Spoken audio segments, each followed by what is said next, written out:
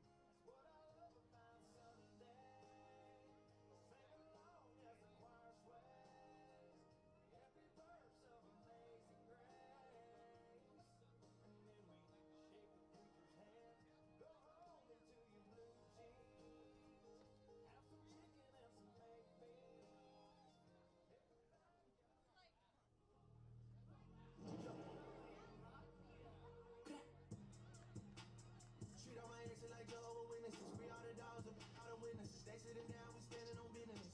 Hey, standing on business. Standing on business. I'm geeking hard, don't know what to take, don't know what I took. My doggy got booked for acting like book. We shot him in daylight. Like what's in your shoe, we sock it. Like what's on your wrist, we cock it. Like anyone home, we watch it. We close it, we drop it. Like Lenny Kravitz show, we rock it. Like tennis indoors, we squash it. Like combo number one, we walk it. Shot him in. What? Hey. Shot him in daylight. Shot him in daylight. Taking the field for the Rebels in left field, number 22, Alex Pimentel. In center field, number 25, Rylan Charles. In right field, number 14, Cade Higgins. Manning the hot corner at third base, number 7, Chase Dittmar. At shortstop, number 3, Paul Myro, the 4th. At second base, number 5, J.P. Heck. At first base, number 47, Austin Krizik. And behind the plate, number 20, Bailey Seeger. And on the mound for the Rebels, number 21, Austin Cates. Ladies and gentlemen, your 2024 UNLV Hustlin' Rebels.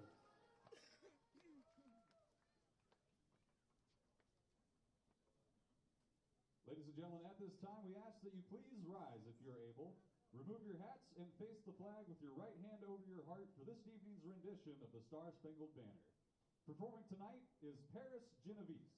Ladies and gentlemen, our national anthem.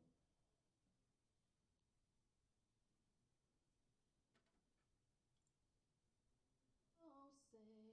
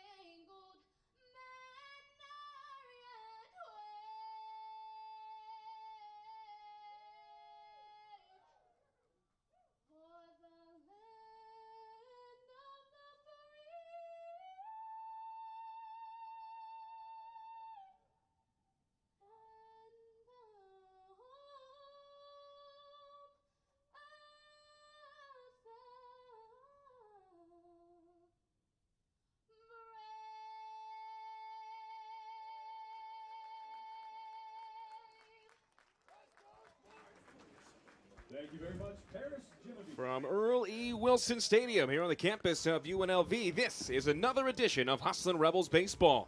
Along with Dan Dolby, Matt Neverett coming to you on a windy Friday night for the first Mountain West action of the year as the visiting San Jose State Spartans invade Las Vegas. The Hustlin' Rebels off to a blazing hot start to the year. After dropping their opening day game against Pacific, they've rattled off 7 straight wins, including a clean 3-game sweep of Bradley here at the Earl last weekend. They'll turn the ball over to Austin Cates, a Friday night right-hander, making his 3rd start of the year as UNLV takes on the preseason favorite in the Mountain West Conference in San Jose State. Dan, this weekend a real test, both on the offensive and defensive sides of the ball for UNLV. Yeah, absolutely. San Jose coming in highly touted in the preseason polls with the coaches voting on that. They finished the season really strong last year. This year, they return a number of seniors that are either in their 4th or 5th year, so they got a lot of the veterans coming back, and we're going to see a good pitching matchup tonight. We'll talk about that a little deeper, but I think the story tonight is not only the teams on the field, it's the elements. Yeah, really, really windy out tonight. 20-plus miles an hour of wind, 65 degrees and dropping as we speak. And historically, Dan, as you can tell, the offense has been at a high when the wind blowing straight out here at Earl. Well, absolutely. And I was down during batting practice for the Rebels tonight, and I saw 30, and that's an accurate, because I was keeping count, 30 balls left the yard during BP for the Rebels. So this could be one of those nights that if the ball's kept up in the zone, it's going to be a long night for the pitchers. The scarlet and gray donning the black and white tonight. The white jerseys, black pinstripes. Alternate look for the Spartans. They come in wearing the black jerseys, yellow trim, and the road gray pants as the leadoff man Robert Hamchuk settles in from the right side. As you mentioned, Dan, the entire lineup upperclassmen, everybody in the starting 9, including the starting pitcher Ethan Ross, either juniors or seniors for San Jose State. Cates gets a swing and a miss on a first pitch fastball, and we're underway here at 6:08 on a Friday night. Jeffrey Macias, the crew chief, behind home plate, calling balls and strikes. Alberto Ruiz on the first base side, Ruben Candelaria behind third, and Dale Luker behind second base. Our quartet of umpires as Hamchuk, who's batting just .212 to start the year, swings and misses. So far, so good for Cates. He's ahead 0-2 in his 3rd start of the year. Cates coming in with just a little over a 4 ERA, starting the game, keeping the ball down really low in the zone. He's thrown 3 breaking balls. Spins one outside there to Hamchuk. Bailey Seeger doing the catching, filling up the battery tonight. Austin Krizik at first, J.P. Heft at second. Chase Dittmar, the third baseman, with Paul Myro the fourth at short. Hamchuk grounds one to the left side. Getting around it is Paul Myro. Shortstop sets the feet, fires a strike in time to first. Good job by Myro to get around that ball. It lands to the great throw to first, 6-3 on the scorecard. And that's one of the reasons that he's in the lineup tonight. Probably the best guy that we got out there from a defensive standpoint. Made a good play over towards third, squared up, and made a strong throw. Just really barely beating Hamchuk, who got a good break out of the box. Hamchuk runs well, not fast enough there. As the switch hitting Leo Hardy stands in from the left. The righty Cates gets a big swing and a miss. There's another breaking ball for strike 1. And we talked about the elements. The wind is kind of consistently 15 to 20 miles an hour, but there's some pretty good gusts. We're looking at Old Glory standing straight out. Cates working quickly as he so often does. Steals a strike on a fastball over the inside. Ahead 0-2 to the second straight batter. Hardy, 6 of his first 30 to start off the campaign. Here's the 0-2. Swung on, fouled off at a plate on the left field side. Now finishing up the defense for Stan Stolte's crew. Alex Pimentel gets the nod in left field. Rylan Charles atop the lineup and playing at center with Cade Higgins and right. Higgins hitting .364, way more comfortable at his normal right field as well. Yeah, that's been a big move back out to the outfield for him, to your point. He's in his comfort zone right now, really doing well at the plate, seeing the ball well, and playing with a lot of confidence. The 1-2 from Cates, swung on and missed for strike 3. Pitch in the dirt forces Seeger to throw down to first. It is in time. Strikeout swinging, 2-3 on the putout. And quickly 2 up and 2 away for Cates here in the first. And now the real challenge begins as Hunter Durow stands in. Durow with 3 home runs among his 8 hits on the year in total. Yeah, Durow is actually, he's just kind of continuing what he had going the last couple of years. But we've talked about this during Cates' starts. When he is ahead in the count, he's dangerous out there. He gets a swing and a miss. Count goes 0-1. Third straight batter to start off the inning he's gotten ahead of. Absolutely, and we've talked about, him being able to pitch ahead. He's been so smart as that ball's low and misses to even up the count at once. He's been so smart with his pitch choice, especially being ahead in the count. He's just got a whole lot more to work with out of the zone, and he's dangerous with that. On 1-1, Duro swings and misses. Count a ball and 2 strikes. Duro, the 6', 190-pound redshirt senior out of Sacramento State. He swings and misses at strike 3 here. Breaking ball fooled him, and it's a 1-2-3 top of the first inning, spun up by Austin Cates and the Hustlin' Rebels of UNLV. Rylan Charles to lead things off in a scoreless tie. Bottom of the first, coming up next. Rebel fans, food and beverage are available for purchase at the Smokin' Sands concession stand. It's $2 Beer Friday, so enjoy $2 beers through the second inning and get $5 off ribbon fries while supplies last. Hustlin' Rebels want to thank Smokin' Sands for the continued support of the program.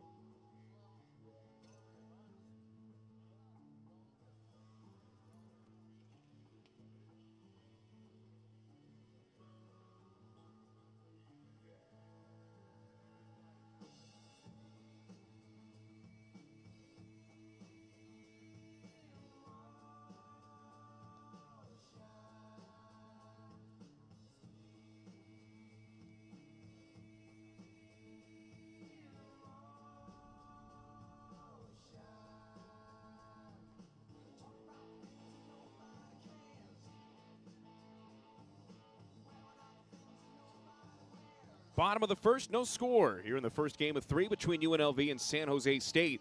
A quick and easy 1-2-3 top of the first inning for Austin Cates. Sets the offense up with a chance to take the lead. They'll try to do it against the left-hander Ethan Ross, the 6'3" southpaw out of El Centro, California. Comes in 0-2 with a 2.45 ERA, but the southpaw allowing just a 200 batting average against. He's also struck out 10 in 11 innings. The big issue for him has been those 5 walks. He's kept everything in the ballpark. Out of the 8 hits that he's allowed, none of them have been for home runs. He'll throw to Matt Spear doing the catching with Hunter Duro, who struck out swinging to end the first at first base. Dalton Bowling across from him at third base over at the hot corner. Middle infield made up of the second baseman Jackson Forbes and Theo Hardy at short, Robert Hamchuk in left, Sebastian Orduño in center with Kimo Fukufuka in right field. San Jose State comes into this game 3-5, 0-4 away from home. And it's a true road game for them. UNLV with the advantage in that category, at least to start. Cates is a guy that was their Saturday starter last year, so he's moved up into the #1 spot for the San Jose State Spartans pitching staff. He has multiple pitches in his repertoire. Big lefty. Does have a pretty good heater coming in 92, 93, but his pitch is the slider. 4-pitch mix, about 90 to 92 on the fastball.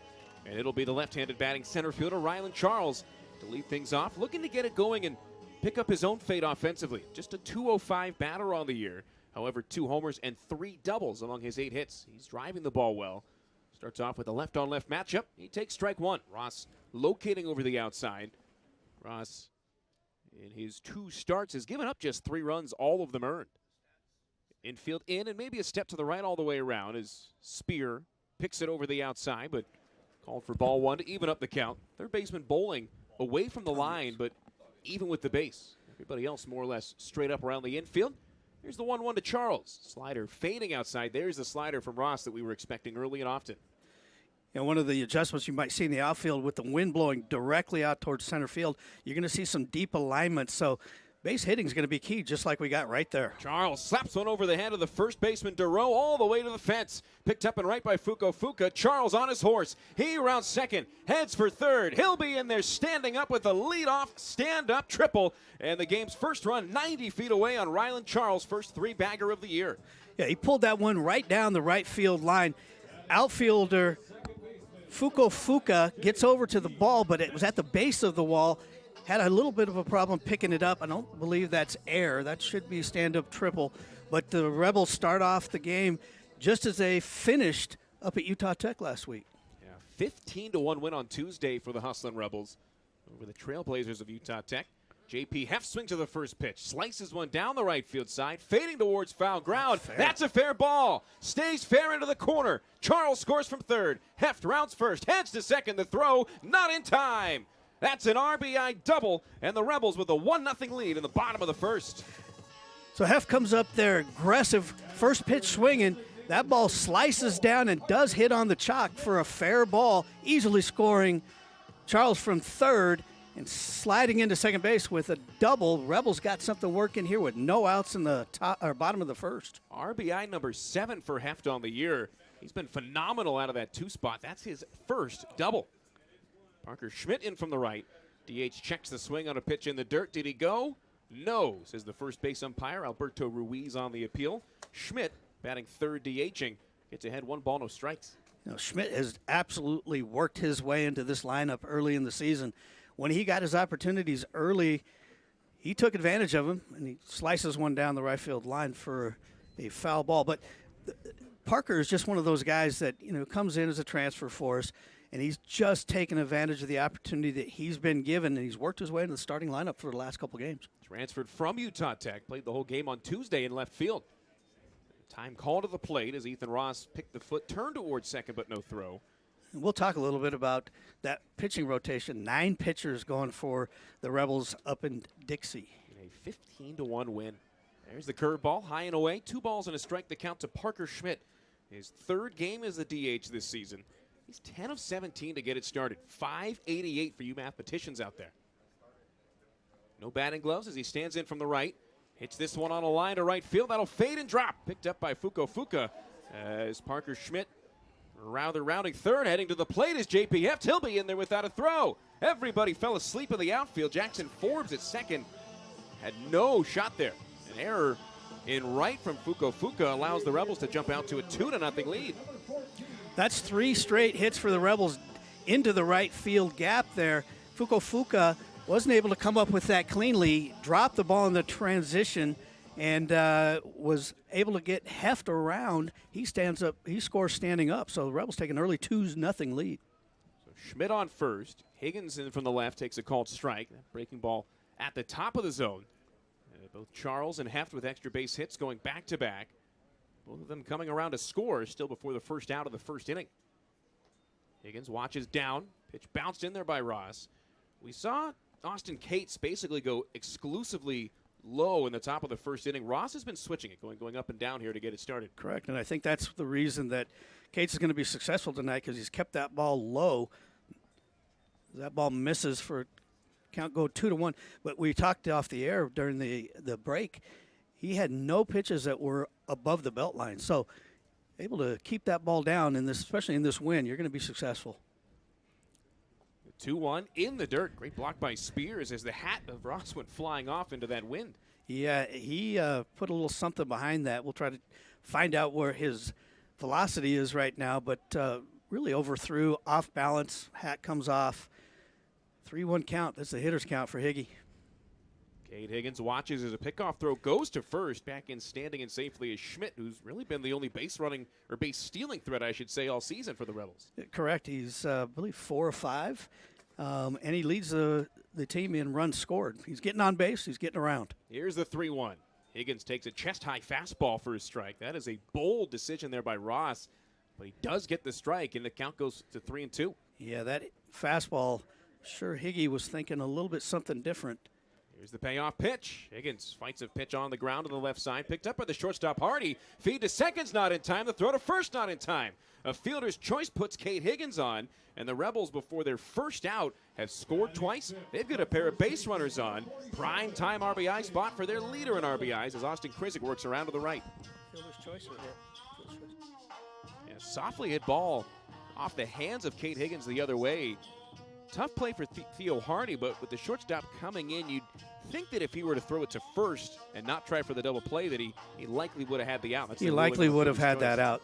Well, I mean, we talked about the speed of Schmidt. That he did a great job of getting breaking off first base right there, able to beat that throw to, or that kind of soft toss over to second. You know, pretty interesting. Infield and catcher have a little powwow on the mound as the Rebels are getting things rolling here, trying to calm Ethan Ross down. The Rebels are going to be looking to capitalize with runners on first and second. Still no outs here in the bottom of the first. Both the runs earned.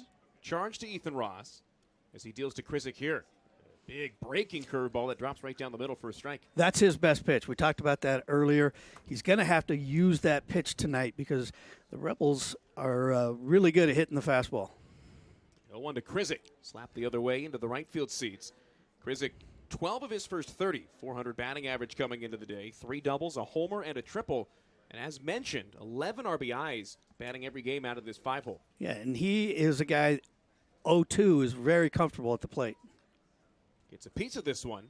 Drops a ground ball fouled on the third base side. Out in front of the San Jose State dugout to pick it up is the skipper, Brad Sanfilippo, in his 7th year at the helm of the program. San Jose State 31-27 last year. Picked to finish first in the conference in the preseason poll this year. Here's another 0-2 to Kriz. An excuse me swing and a miss for strike 3. Trying to hold up, but instead goes as a swinging strikeout. First of the day for Ethan Ross is his 11th of the year, and it's the first out. Here with runners on first and second. Big out here in the bottom of the first. UNLV on top 2-0. Alex Pimentel looks to add on. Was not going to bring it up prior to his at-bat, but that's his first strikeout of the year. We don't want to give him the old announcer's jinx, but still very disciplined at the plate. Obviously shows in his batting average and his run productivity for the Rebels. That's not just this year. That's over an entire career for Austin Krizik. Starting when he was a little leaguer. Yeah, really. 1-0 count to Alex Pimentel. He takes a big looping curveball just off the outside for ball 2. Pimentel finally did get that first hit of the year. Had struggled to get it started.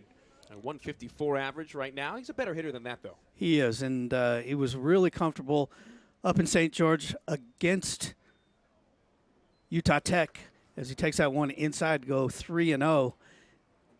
But I was talking to him before the game. He says his body feels great. He's real comfortable. His mental game's there, so expect a lot from him.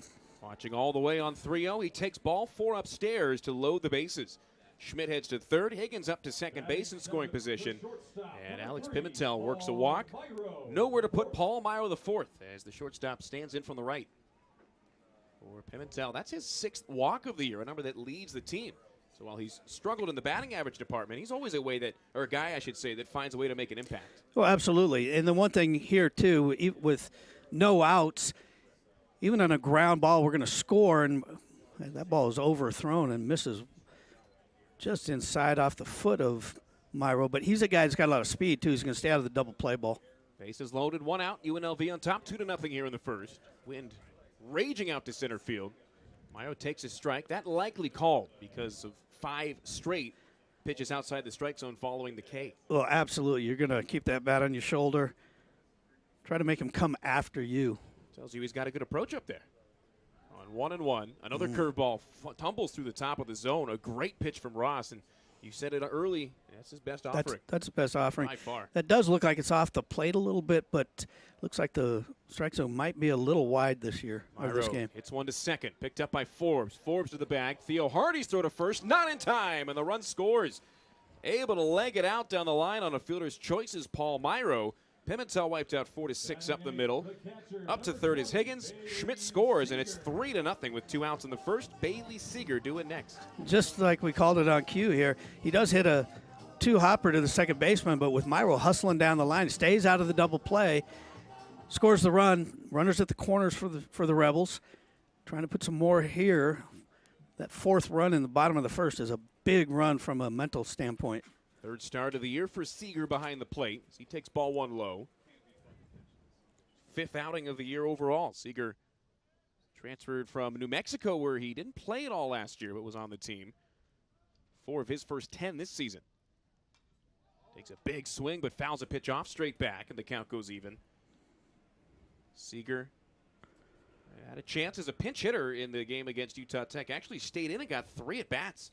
He was hitless, but did score a run after a fielder's choice put him on. He's another guy who's worked his way into the lineup. Checks the swing on a changeup that finds the zone. 1 ball and 2 strikes the count. Chase Dittmar, the number 9 hitter, waiting on deck. Still yet to make his first trip to the dish. Middle third of the San Jose State lineup, due up in the top of the second. 1-2 to Seeger. Bounced in the dirt. A good block by the catcher Spear to keep that one in front. Bouncing off the base at third is Higgins. Higgy with his dad, Kevin, in the third base coaching box. Decent size lead for Myro, held on at first by Duro. The 2-2, knocked straight back on a foul ball. Count stays 2 balls, 2 strikes, with 2 outs and 2 on. Deuce is wild here in the bottom of the first. Rebels putting their first 3 batters on, all of them coming around to score. Set is Ross, the lefty, out of the stretch, deals. way up and out on a curveball. This is a situation right here where we've seen it throughout the years with Coach Higgins at third, runners at the corners with one out. You might see some type of action going on with the hit and run. Yeah, the 3-2, the runner goes. Seager crushes it deep in the air, left center field. Hampchuck going back. Center fielder watches it bounce for extra bases. 1 run scores. Here comes Myro. He scores a 2 RBI, 2-bagger for Bailey Seager. RBIs number 6 and 7 on the year. It's now a 5-0 lead in the bottom of the first inning. That ball almost got out of here, got up into that wind tunnel, but that was a gapper nonetheless. Runner was breaking from first like we talked about, so he was easily able to come around and score. The Rebels are really pouring it on here in the bottom of the first inning, and this is going to be big. You get to that 9th hitter. Now we're going to get a pitching visit, or a mound visit from the pitching coach, but this is an opportunity from a mental standpoint. You're heading into the first game of a Mountain West Conference against the team that was picked to win the conference, and you bat around in the bottom of the first inning. The confidence level is going to be really high for that Rebel dugout. And already a couple of arms jogging from the third base visiting side dugout out to that left field bullpen. You don't want to see that if that's your team early on. Yeah, absolutely. And you're looking at Ross's last couple outings. You know, he's got 11 innings coming in, so he's right around that 5.5 inning mark to start the year. But I'm not sure he's going to last much longer at the pace the Rebels are torching him here in the bottom of the first. 5-0 the lead. As Bailey Seager stands on second base. Now batting for the first time, Chase Ditmar as he takes a ball low. Ross is really kind of laboring out there right now. His balance off the mound, he keeps falling to his left, which for a lefty, you really tell you're out of balance. Ditmar late on the fastball as he pops it straight up. Catcher Spear makes a run for it, but that'll bounce into the bleacher seats down the right field side. Good crowd here on a Friday. It always is. $2 beer is absolutely a benefit for being here on Friday night. Yeah, Harry Carey would be proud of us if we were to take part. Can't do that anymore, though, right?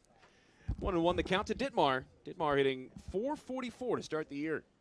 Las Vegas product out of Basic High School. Waves and misses at a curveball in the dirt. A ball and 2 strikes to count to Chase. And we'll talk a little bit about high school baseball. Yesterday there was a huge matchup here in high school baseball, and we have a number of Basic graduates and Bishop Gorman graduates, and number 8 team versus the number 15 team in the country. Big matchup last night. Ditmar checks his swing on a pitch that bounces. Seager advancing up to third on a wild pitch. So now a 6th run of the inning, 90 feet away as Seager, who crushed that double, 96 miles an hour off the bat to left center field, now gets to third on the wild pitch. Got a pair of RBIs, a pair of bases, and now a chance to score the 6th run of the inning if Ditmar can drive him around. Set is Ethan Ross. Here's the 2-2 delivery. Swung on, rolled down the third base side. A swinging bunt brings in the third baseman bowling. He picks it up, but it's not in time. Ditmar with an RBI on a swinging bunt, and it is a 6-0 UNLV lead in the first. Yeah, when things are going your way, they really start to multiply for you. This is just a confident team at the plate right now. That ball was not hit very hard, and it was interesting to see the reaction of Ross. He thought that ball was coming off at a real high rate and actually ducked, and that ball barely made it to halfway to third base. Not always about how hard you hit it, especially in that situation, as Ryland Charles stands in for the 2nd time in the first inning. Takes a first pitch in the dirt. The Rebels have batted around through an inning. Charles tripled to lead off the first and was driven around on a J.P. Heft double earlier this very inning. Sure, this is not what San Jose pitching staff wanted, but he's already at 40 pitches here in the bottom of the first inning. Steals a strike at the knees from Charles. Count goes 1-1. This is exactly, your UNLV, how you wanted to start off your conference portion of the schedule. Kind of a random schedule this year as far as non-con versus Mountain West games as Charles takes down. Well, we get a really weird cycle every third year because of the odd amount of teams in the Mountain West Conference. Every third year, you're going to start a week earlier than everybody else. Short lead off first for Ditmar. As Charles grounds one on the right side of the infield. Picked up on the second baseman, Forbes. He loses the foot race. Ryland Charles zooming down the line on an infield base hit. Another perfectly placed ground ball advances Ditmar to second. Again, a ball not hit very hard, but it was hit to the hole deep at second base. DeRoe kind of made a little bit of a bad break there. thought he was going to be able to come up with that ball. Forbes makes a good play, but the speedy Charles beats him to the bag for basically an infield hit. Second at-bat of the inning for J.P. Heft. Starts out 1-0 as he takes a fastball high. Started off that win against Utah Tech. Heft did with his first home run of the year. Started it off tonight with an RBI double, his first double of the year. We've talked about it multiple times now over the air. He's been a wonderful addition to the Rebel lineup. Lines this one straight back to even the count at 1. I am going to go on a limb right here and say Ross needs to get a smaller hat because 3/4 of the pitches he's thrown of his 44 pitches, his hat is flying off. It's the wind. We'll blame the wind for that one. I don't know about that. Breaking ball down, 2-1 count to Heft. I'll make a guess. He's not going to be the only pitcher with hat troubles tonight. Probably. There's a couple of bodies and a right-hander up and throwing in the bullpen for San Jose State. Ross, the lefty on the hill, throws on 2-1. Fastball with some arm side run moving away from Heft, but it stays up. JP in a great hitter's count at 3-1. This is an outstanding opportunity. Actually, put more runs on the board. Anything in the gap, you can get the speedy Charles home. Fastball inside for ball 4. That'll load the bases again. Dittmar to third, Charles to second, Heft reaching for the second time in the inning, and that'll bring up the heart of the order, starting with Parker Schmidt with the bases loaded and 2 down. We talked about it when Parker was up earlier in the inning. You know, this is a guy who's, we talk about taking advantage. It's a huge advantage right here for him. He fouls that one off to really blow this thing open. 6 runs is a lot against the favored San Jose State Spartans, but you can add more here. This could really put a dagger in them early. With the wind the way it is today, you want as many runs as possible as Schmidt takes outside. Count goes even at 1. We'd have to go back in the record book and see how many runs the Rebels have been able to put up in the first inning over the years. Another foul ball straight back. 1 ball, 2 strikes the count to Schmidt. There's been a, not last year, but the year before when Rebels were one of the top hitting ball clubs in the nation, there were a number of crooked numbers that were put up in early innings. Yeah, they were great right off the start. Schmidt able to fight another pitch off. This one out of the yard down the first base line. We'll talk about, you know, the confidence now that Cates can come out knowing he can throw freely. He's had a chance to rest for sure. After going 1-2-3 in the top of the first inning, he was as efficient as it gets. Schmidt rips a ground ball through the left side of the infield. That'll score Dittmar. Rounding third, heading to the plate is Charles. The throw from the left fielder, Hamchuk, goes into the cutoff man. It's another base hit for Parker Schmidt. It's another pair of runs for the Hustlin' Rebels, and they're on top 8-0 with 2 outs in the first.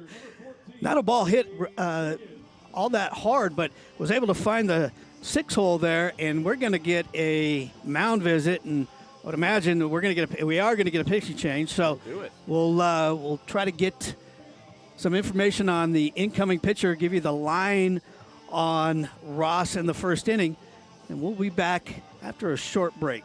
Ethan Ross bounced after 2/3 of an inning. We'll be back after the pitching change.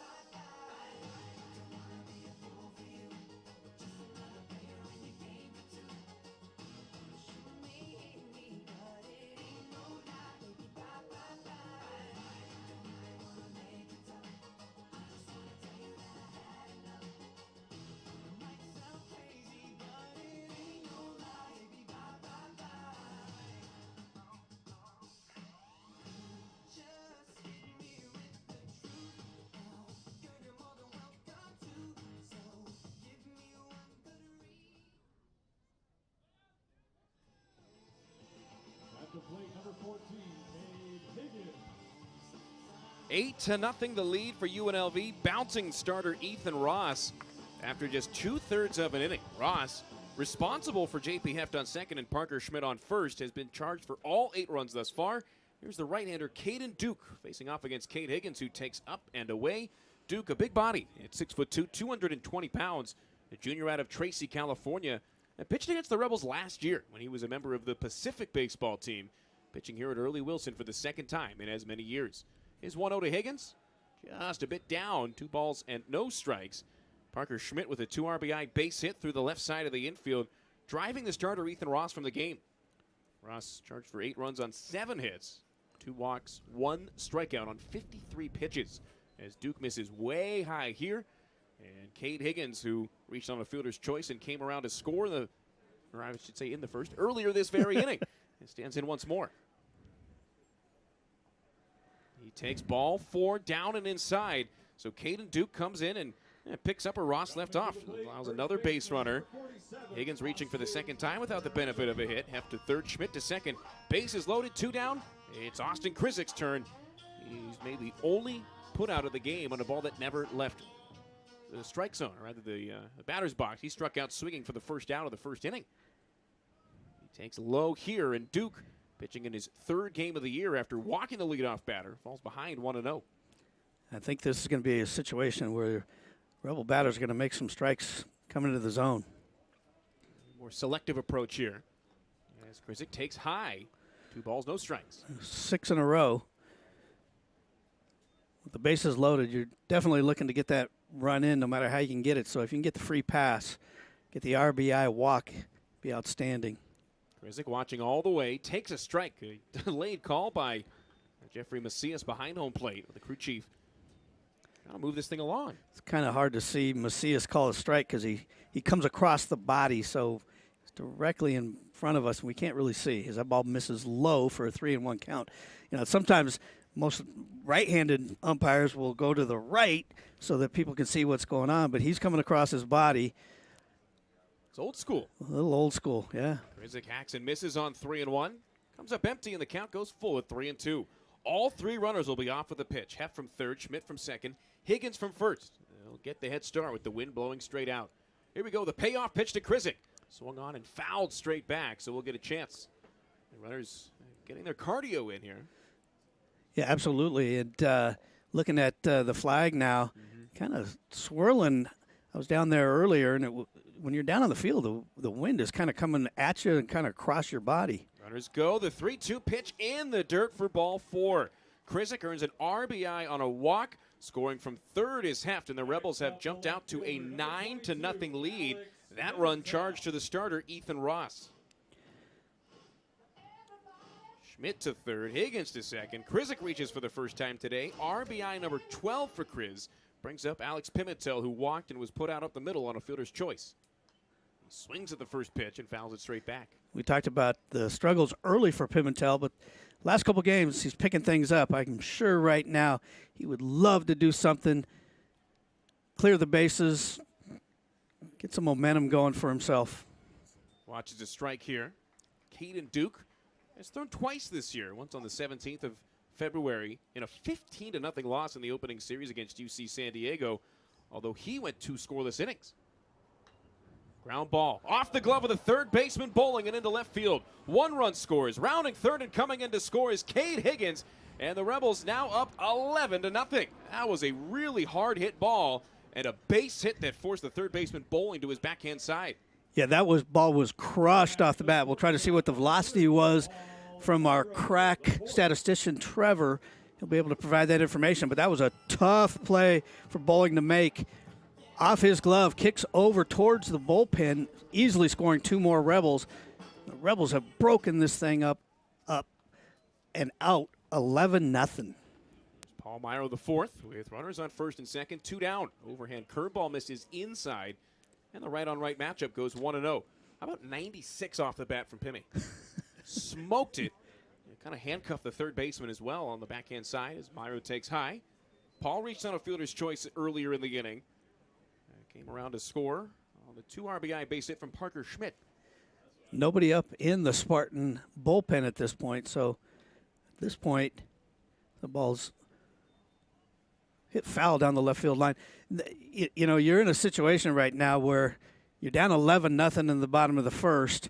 There's a lot of baseball to be played this weekend, so some coaches will just kind of leave guys out there longer than they usually do.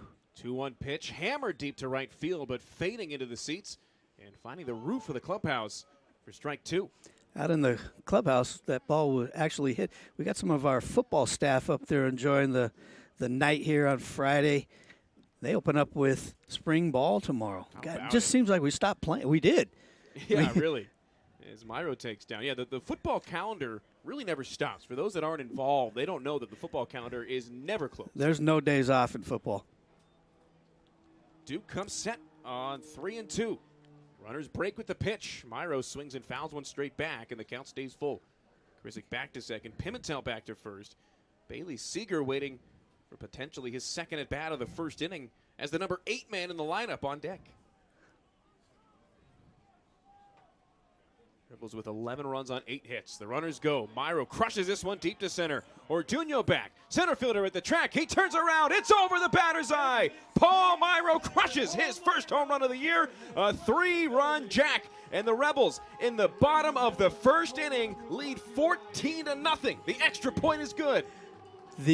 That ball was absolutely crushed. That was hit dead center. That, to your point, that ball cleared the batter's eye. So we're going to have to get the distance that was hit, but that ball got up, and even without wind, that ball probably carries out of early Wilson Stadium. Oh, yeah. But great piece of hitting, full count right there.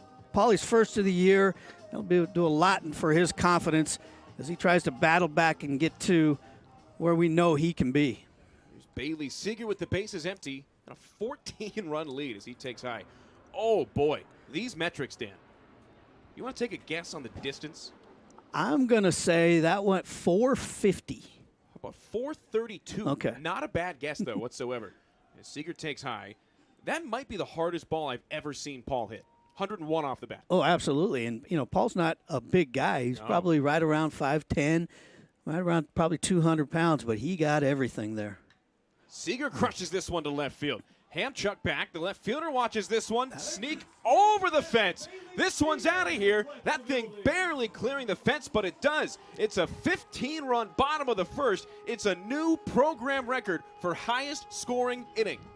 Well, great job right there by Seeger coming up. That ball is not like the ones that we've seen go out here tonight. That ball was hit on a line. We'll have to see what the velocity was on that and see what in comparison to what we saw Myro do. Yeah. Myro's ball got up in the atmosphere. That ball was just hammered on a line drive. And that ball I know would have gotten out of here without the wind. 106 miles an hour off the bat on a 21-degree launch angle. That thing was a frozen rope if there ever was one. And Chase Dittmar, who's batting for the second time in the inning as the number 9 hitter, takes strike 1. When you're putting 18 guys to the plate, this is a dream for a coach. Dittmar checks the swing on a breaking ball, able to hold up, and it goes 1-1. Yeah, the other thing, too, is that they've just been so efficient. The only 2 outs have been on a fielder's choice and a Krizik strikeout. How about this second time through the lineup?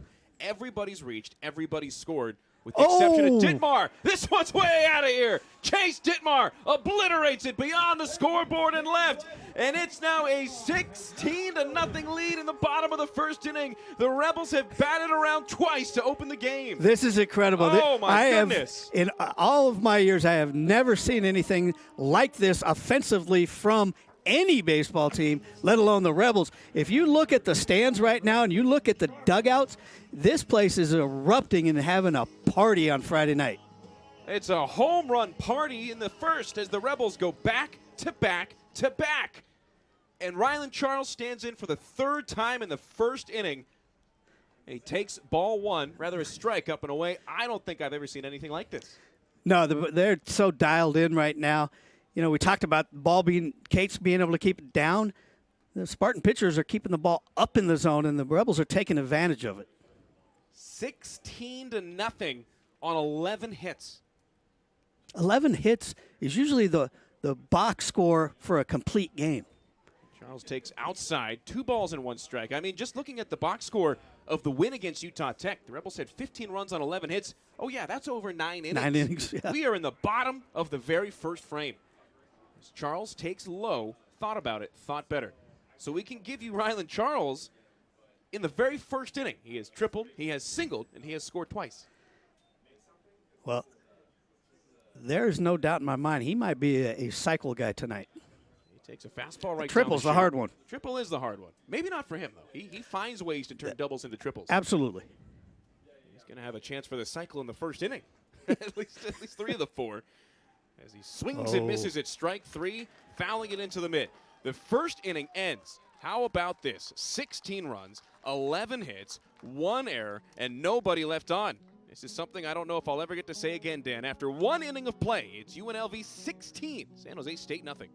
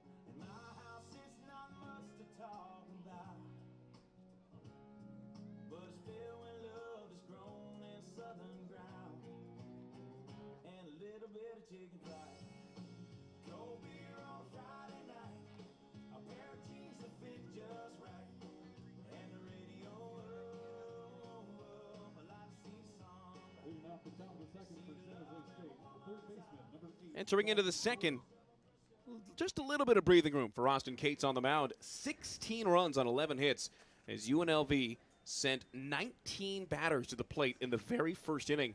By the way, scoring 13 of those 16 with 2 outs. Austin Cates with as much support as early as you could ask for. Starts out the third baseman Dalton Browning with a slider for strike 1. Think about this. How many starting pitchers have 16-run leads? How many guys get 16 runs of support in a season? Correct. But think about that. At the top of the second inning, you're sitting there going, I don't want to get back out there, but damn, this is nice. The 0-2 swung on and missed for strike 3. Touched up by Seager. Oh, yeah. Can't forget that Austin Cates has also struck out 3 straight and set down all 4 batters he's faced. Not all the focus on the offense in this one, even in a 16-0 game. Yeah, and Cates has been fantastic for the Rebels so far in this short season. But this is the consistency that the pitching staff and Coach Stolte has really relied upon him early in the season. Left-handed batting center fielder Sebastian Orduño takes ball 1 low. Orduño hitting 143.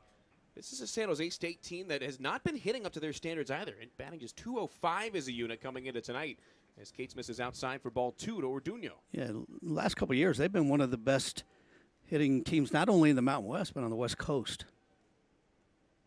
On 2-0, Orduño takes outside, motioning as he does. Nathan Cardina on deck, or Cadena rather, designated hitter with Matt Spear, the catcher, in the hole. 5, 6, 7 spots in the lineup. On 3-0, that fastball right down the chute is called strike 1, although don't ask Sebastian Orduño that. He had already flipped it to the dugout. That one looked pretty center cut to me. It did, and it looked similar to the previous pitch. This is the first time we've seen Cates behind in the count. Let's see how he works back here. 3-1. Foul ball on the third base side will bring the count full. In the young season, though, the times that we have seen Cates fall behind, he has battled back. So he hasn't issued very many walks. A lot of control up there. 3-2, a line drive, base hit up the middle. Bounces in front of Ryland Charles and becomes the first San Jose State base runner of the night. Sebastian Orduño reaching on a 1-out base hit here in the second. That's a way to start a comeback bid in a 16-0 game. Orduño on first. Nathan Cadena, the right-handed batting DH, steps in now. Orduño did a good job right there. That ball was up a little bit on the hands, but he was able to fist that one with some velocity right over the second baseman.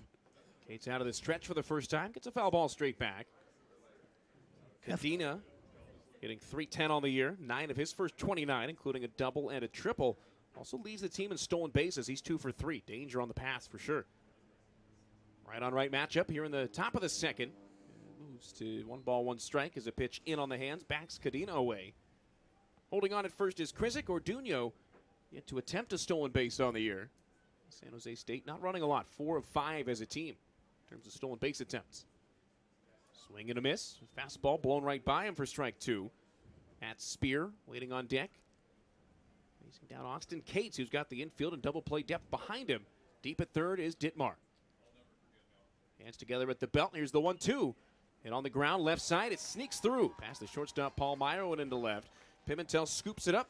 A 90-foot advancement from Orduno from first to second. Cadena with the base hit, his 10th hit of the year. Runners on first and second with an out for Matt Spear, the left-handed batting catcher. You know, the mentality that I'm sure is going on in the San Jose dugout is, hey, let's just play a little loose right now. We know where we're at. Let's try to get some momentum going, see if we can get some things on the board. You're almost setting yourself up for the rest of the weekend also. Cates bounces a pitch that's blocked by Seeger. Good job to slide to the right on the knees to keep both base runners at bay. Spear hitting .227 on the young season. That's a very important point that you brought in as well. You may see, oh, you know, so-and-so's not throwing well. Caden Duke charged for 6 runs in that inning. You need him to eat some innings in a game like this in the first game of a set. Yeah, absolutely. It's a long weekend. I'm sure they've got midweeks coming up. So sometimes, you know, pitchers are struggling. They're going to have to wear it in games like this. Yeah, it took Duke 33 pitches to get the final 1 out of the first inning. Cates on 2-0 delivers. A chest-high heater taken for a strike by Spear. Oh, you think about that. The starter with Ross and then Duke comes in. Those two pitchers are right around the 80-pitch mark in 1/2 inning. Incredible. Rebels sent 19 batters to the plate, scoring 16 runs on just 11 hits. Fastball cut on and missed for strike 2. Moves Spear even at deuces. This is a opportunity right here that we have seen Cates come back with a change that'll go work away from the left-handed pitcher. On 2-2, a slider fouled off and on the hands. That one a definite different 2-strike pitch than we've seen. We've seen Cates rely on that changeup a ton. Corey Vanderhook says that he loves the movement on it. Yeah, especially against the left-hander because it works away from you. It starts out over the plate, but will break away from the left-handed hitter. Wouldn't be surprised to see it here. Cates set, looking to second. Another glance of the runner. He deals. There's the changeup. Yep. It's swung on and missed for strike 3. 4th strikeout of the game for Cates. Puts out number 2 on the board in the second with 2 on and 2 down.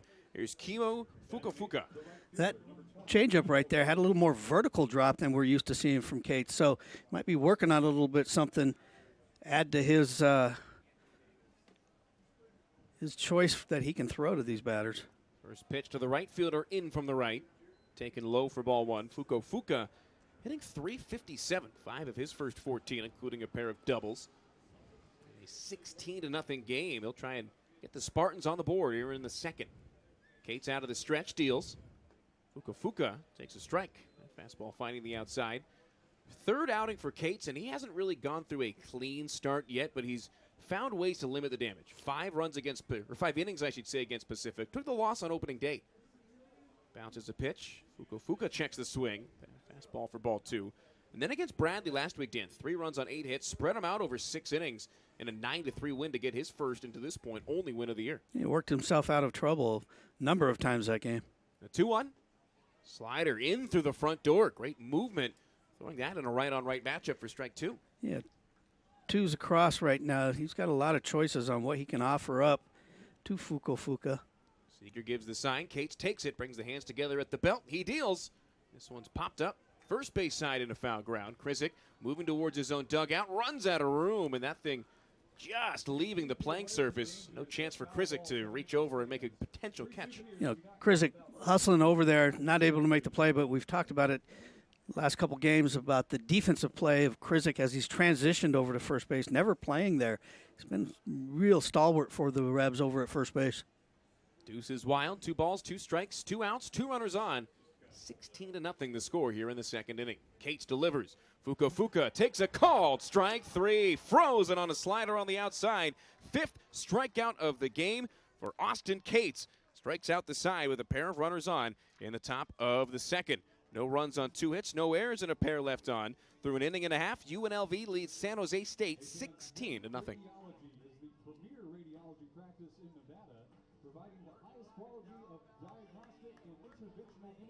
over 50 years. They are a proven partner of the Valley Health System, UNC, and Southwest Medical Associates, and a trusted community partner for the Vegas Golden Knights, Las Vegas Aces, Lights, Aviators, and an official partner of UNLV Athletics. With 11 convenient full-service imaging facilities in Las Vegas, Henderson, and Pahrump. Desert Radiology, a proud sponsor of UNLV Athletics.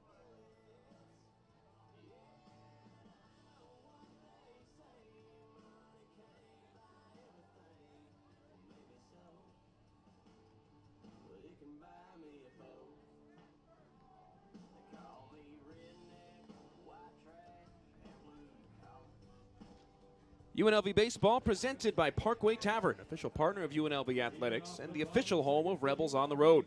With over 250 beers, 24/7 gaming, and 7 Valley locations, there's no better place to catch the game than Parkway Tavern. Along with Dan Dolby, Matt Neverett here in the bottom of the second from Earl E. Wilson. If you're just joining, you didn't miss much, just a 16-run bottom of the first for UNLV, and Austin Cates shutout with 5 strikeouts through 2 innings on the hill. Austin Krizik, rather JP Heft, starts out the bottom of inning number 2 for the Rebels, already standing in for the 3rd time in the game. Caden Duke, who took over for the starter Ethan Ross, throws a ball outside, 2-0 the count. Heft has tripled, driven in a run, rather doubled and driven in a run, and scored, walked and scored as well as part of that 16-run, 19-batter first inning. Overhand curveball tumbles in for a strike, and the count 1-2. When I glanced over at your official scorebook here, tell me, have you ever gone that many batters, that many boxes? Pitch high. I don't think, just based on my recollection, that I have gone into a 3rd time around the batting lineup in 1 inning. And, peek behind the curtain, I had already crossed off innings 2, 3, 4, marked them down. As this pitch down low brings the count full. You got two slots going down for the first inning and then 1 for the rest. You assume that you're not going to bat around twice. I've never had to go back and recross those off. We're already in what would be the 4th inning of my book as that pitch fouled off to keep it full. And it's just the bottom of the second. Yeah, I don't think I've ever done it. It's not like this is your first rodeo. No, not enough college baseball and minor league baseball, especially by now, where if it could have happened, it would have. As Heft takes a called strike 3. Second strikeout for Duke. He struck out Charles to end the first and freezes Heft for a punch out to begin the second. 1 out, nobody on for Parker Schmidt. 2 base hits, 2 RBIs, 2 runs scored for him so far. That'd be a pretty good line if you're finishing the game. Yeah, especially for Parker Schmidt. They're earning more playing time, batting in the 3-hole here. Takes that pitch way up and in. By the way, the line finalized on the starter Ethan Ross. Gets through just 2/3 of an inning. Charged for 10 runs, all earned on 7 hits, 2 walks, and 1 strikeout. Through 53 pitches to get 2 outs. This one sliced on the ground to the right side. Over to his left to get it is the second baseman Forbes. Sets the feet in shallow right center field and fires to first base in time. 2 up and 2 away for the Rebels. A 16 spot unlikely here in the second. But remember, they did score 13 with 2 outs in the first. Correct. Forbes did a good job that time. That ball was hit, was tailing away from him on a 1-hopper. Was able to come up with that, make a good strong throw over there. Cade Higgins looks to extend the inning. Nice pick out of the dirt by Matt Spear behind home plate. Higgins in that first, 0 for 1 with a fielder's choice ground out and a walk. He also scored twice. Breaking ball right down the chute for strike 1. That first inning, as mentioned, 16 runs, 11 hits, 19 batters. Oh yeah, back-to-back-to-back home runs. That kind of gets lost in the shuffle. Higgins takes just outside. 2-1 the count to Higgy. Myro, Seager, and Ditmar with 3 home runs in a row. And Paul Myros might still be traveling to deep center field. That might have hurt somebody on the soccer field. This one's blasted to left center field. Back goes Hamchuk. Left fielder's at the fence as it takes a bounce off the warning track and kicks towards center. Rounding second is Higgins. He wants 3. The throw from Orduno is cut off, and that's a stand-up 2-out triple for Cade Higgins. 3rd time he's reached tonight, the first via the benefit of a hit. That ball was crushed off the back right up against the Intermountain Health sign in left center.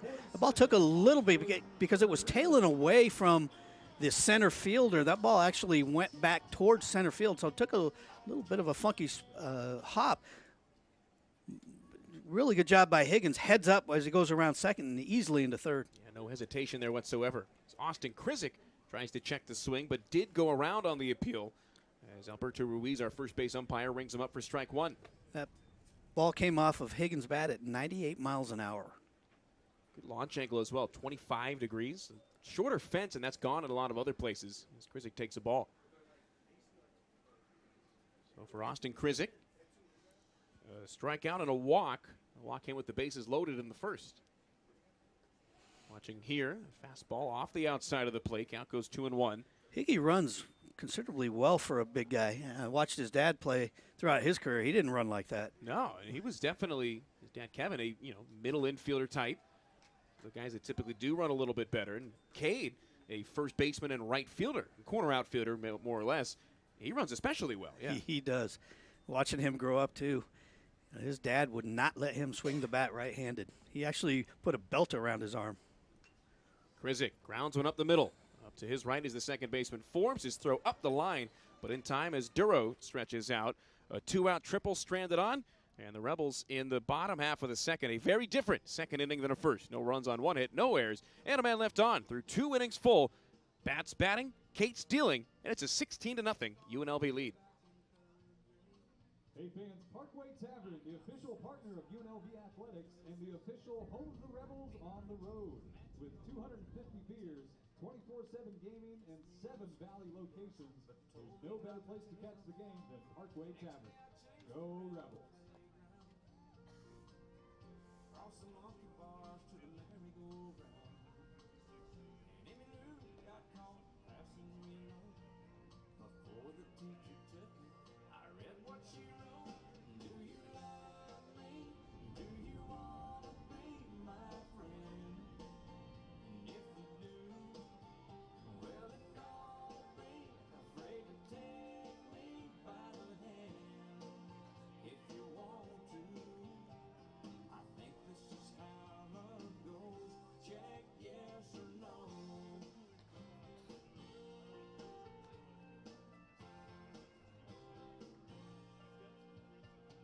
Leading off the top of third for the 9-1-2 to get it going for the San Jose State Spartans.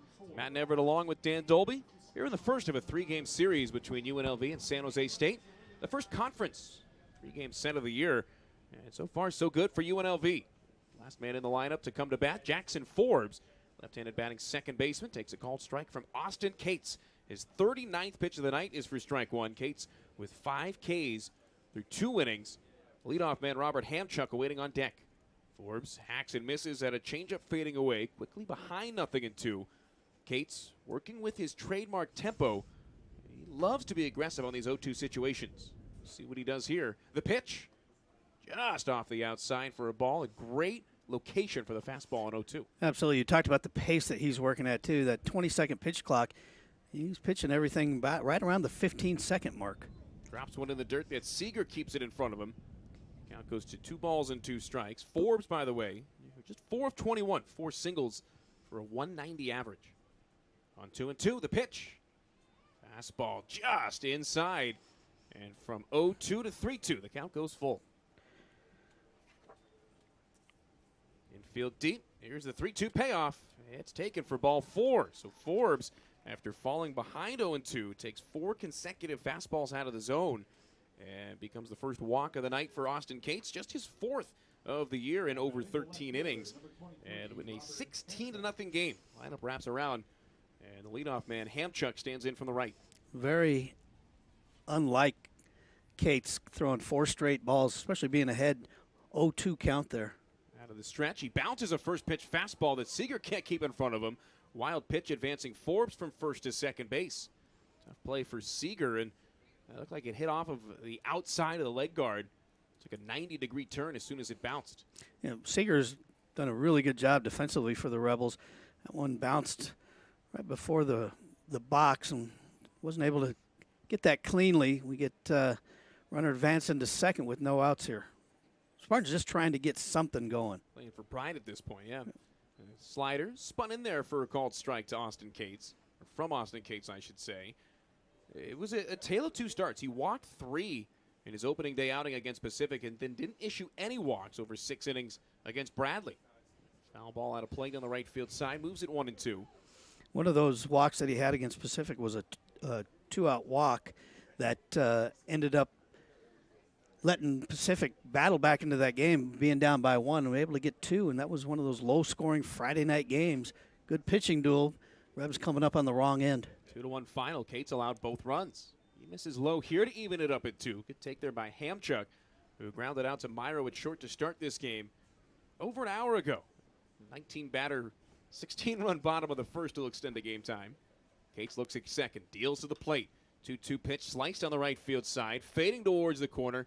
That'll drop in foul ground and keep the count at 2-2. You know, Cates, I'm sure, is not happy with himself on that walk.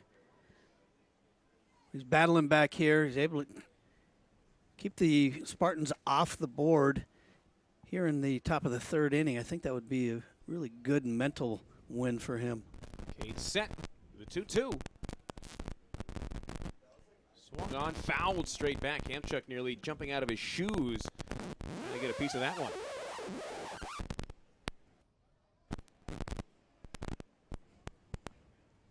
Seager flashes a sign behind home plate. Cates takes it. Brings the hands together at the belt. The pitch. Swung on and missed. That fastball in the dirt for strike 3. Seager's got to throw down to first. He does so in time. That Belfour property restoration strikeout is the 6th of the game through 2 1/3 for Austin Cates. That's a big time out number 1. Staying at second is Jackson Forbes as Theo Hardy stands in from the left. Good pitch right there. We talked about him keeping it low in the zone, being ahead in the count. He bounced one into the dirt for a wild pitch previous batter, but really good job from a location standpoint there. First pitch at the letters for a strike. The switch hitting shortstop Hardy. And batting from the left against the right-handed throwing Cates. He struck him out swinging in the first inning. Again, 6 strikeouts to this point for Cates, tying his season high. He's done it quickly and early here today. He misses high, and the count goes even at 1. Hardy, 6 of 31 to get the year started. This senior-laden group for San Jose State, really struggling to get the year started offensively. Ground ball to first, picked up on the second hop by Austin Krizik. He'll win the foot race to the base himself. Meanwhile, advancing from second to third is Forbes. A 3 unassisted ground out on the scorecard. Wipes Hardy out for the second time in as many at-bats and brings up Hunter Durow with 2 outs and the first run of the game for San Jose State, 90 feet away at third. Yeah, we talked about the approach that the San Jose State Spartans are going to be using now with their bullpen, and be interested to see what the Rebels do with theirs also. Cates, this is low with a breaking ball. Durow, who's got 3 home runs on the year, struck out swinging to end the first. Durow 4th in San Jose State history in terms of career home runs.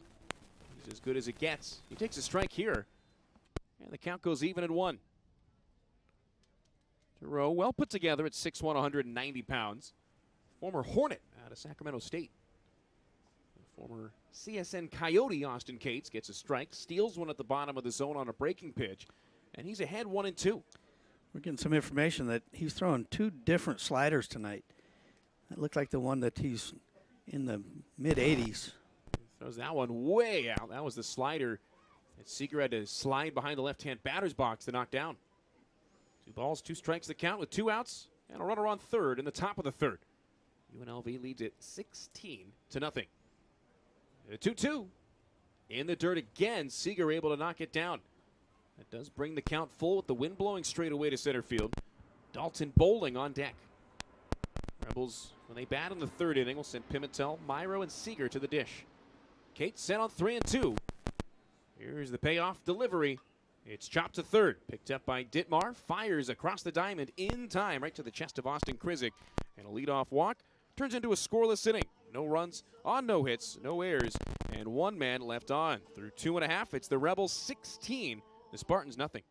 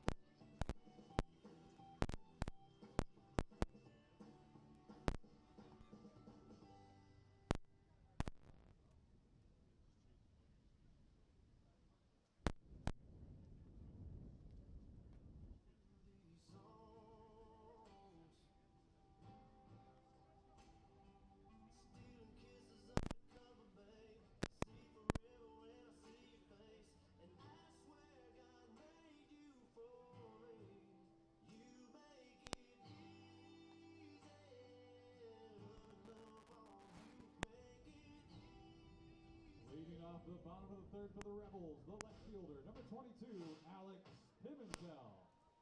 Left fielder Alex Pimentel set to lead things off in the bottom of the third inning for the Hustlin' Rebels. Enjoying a 16-0 lead. All 16 of those runs scored in the home half of the first inning. Caden Duke out for a third inning of work, and his first pitch of the inning hits Alex Pimentel. 50th pitch of the outing for the right-hander. Hits Pimmy, puts him on base for the third time in as many plate appearances. Yeah, this is going to do a lot for Pimmy's confidence rolling into this game, not hitting where he should be. He reached versus via a hit by pitch, and a walk. So 3 times he's been on base for the Rebels. So Pimentel to first. Here's the Rebels putting their second leadoff runner on. Here in the bottom of the third inning.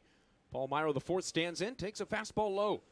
He took a pitch out of the hand of Caden Duke, 430-plus feet over the batter's eye in straightaway center field back in the first inning. His second plate appearance of the frame.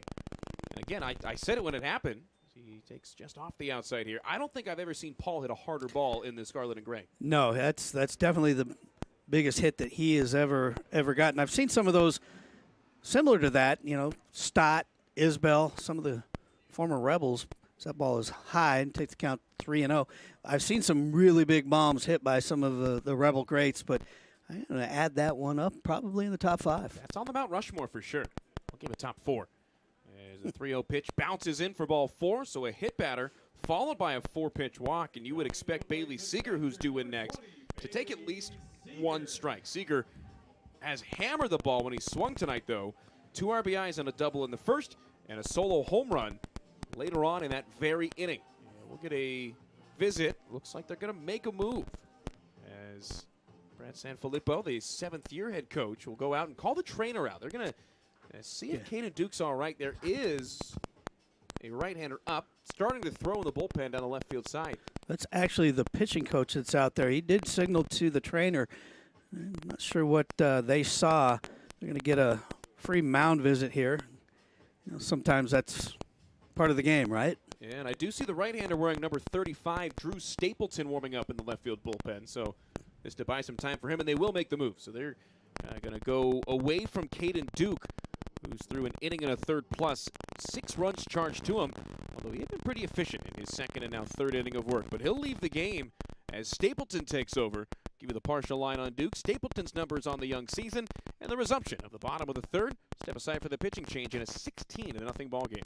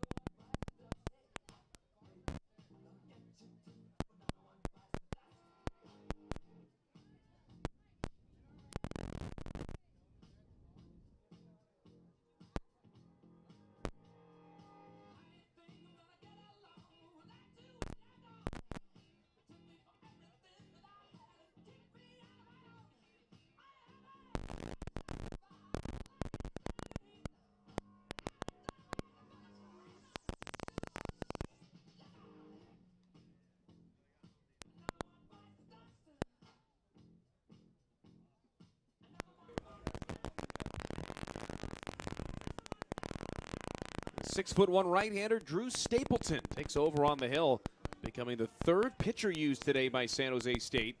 After a 16-run first inning, Caden Duke, who has so far been charged for 6, quieted the tide, set the Rebels down in just 4 batters over 16 pitches in the second.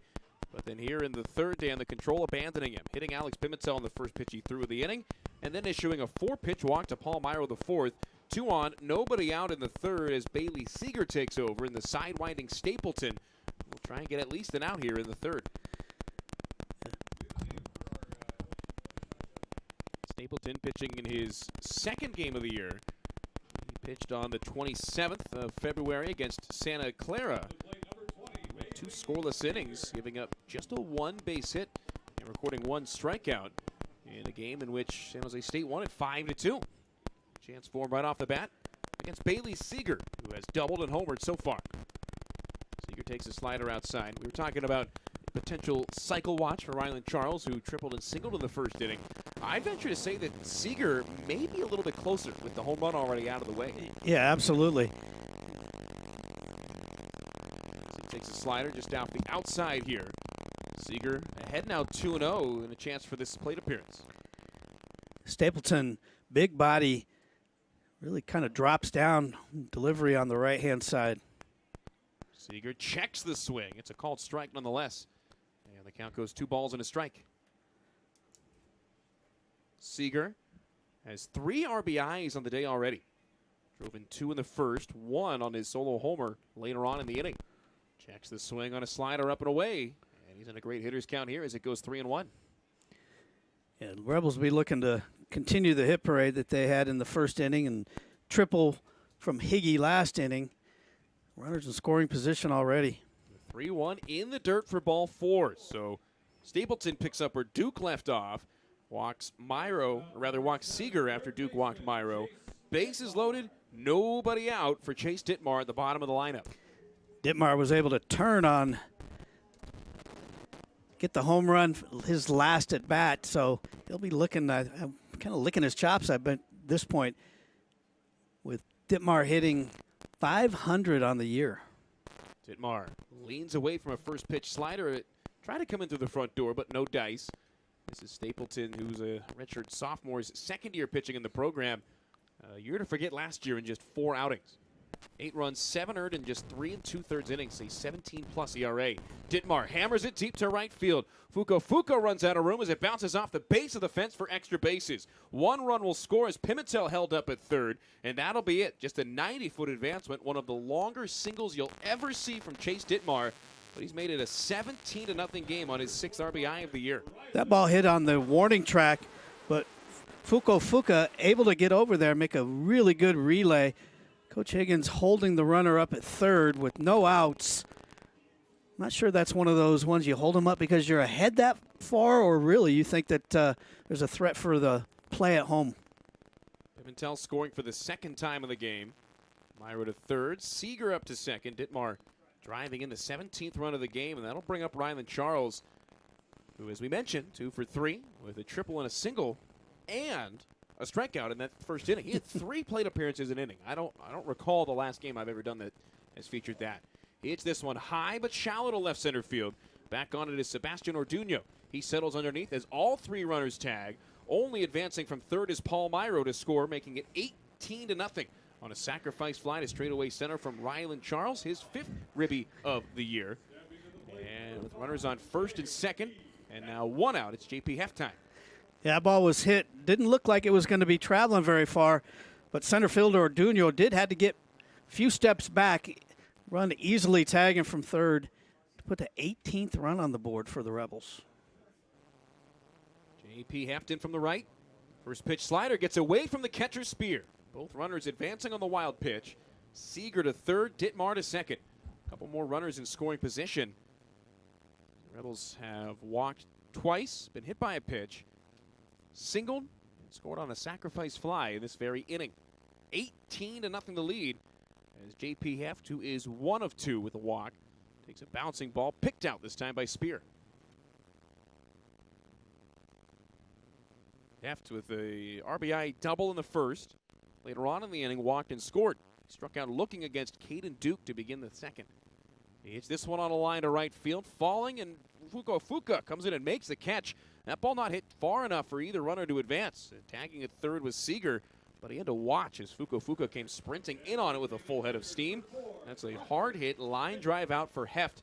Down just hanging up there for a split second too long. Yeah, Spartan right fielder Fuka has had a lot of activity out there tonight. Did a really good job, made a strong throw to home plate. Probably would have been able to get the runner out if there would have been a tag there. So back-to-back flyouts. Brings up Parker Schmidt with a couple of runners in scoring position. It's a hard ground ball to short, off the glove of the shortstop Hardy. That'll be a fielding error, allowing another run to score. Schmidt reaches for the third time in 4 plate appearances, and the Rebels continue to add on 19-0. Seeger scores from third. Ditmar up to third. 19-0, as that run will be unearned to Drew Stapleton. Be able to give you Caden Duke's final line in a moment, as this pitch bounced into Cade Higgins. Duke charged for 8 runs, all of them earned on 5 hits over an inning and a third. He's not the pitcher of record, as Ethan Ross allowed 10 runs in just 2/3 of an inning. Cade Higgins, yet to be retired tonight, takes up and away as the count goes 2 balls, no strikes. Higgins with a 2-out triple in the second, reached on a fielder's choice and a walk in the first. He swings here and hits this one sky high to shallow right center. Back goes Forbes, second baseman called off by the right fielder Fuka. Takes a step back at the last moment and gloves it for out number 3. The Rebels send just 8 batters to the plate in the third, scoring 3 runs, 2 of them earned on 1 hit, 1 error, and 1 runner left on. Through 3 innings full, it's the Rebels on top of the Spartans, 19-0.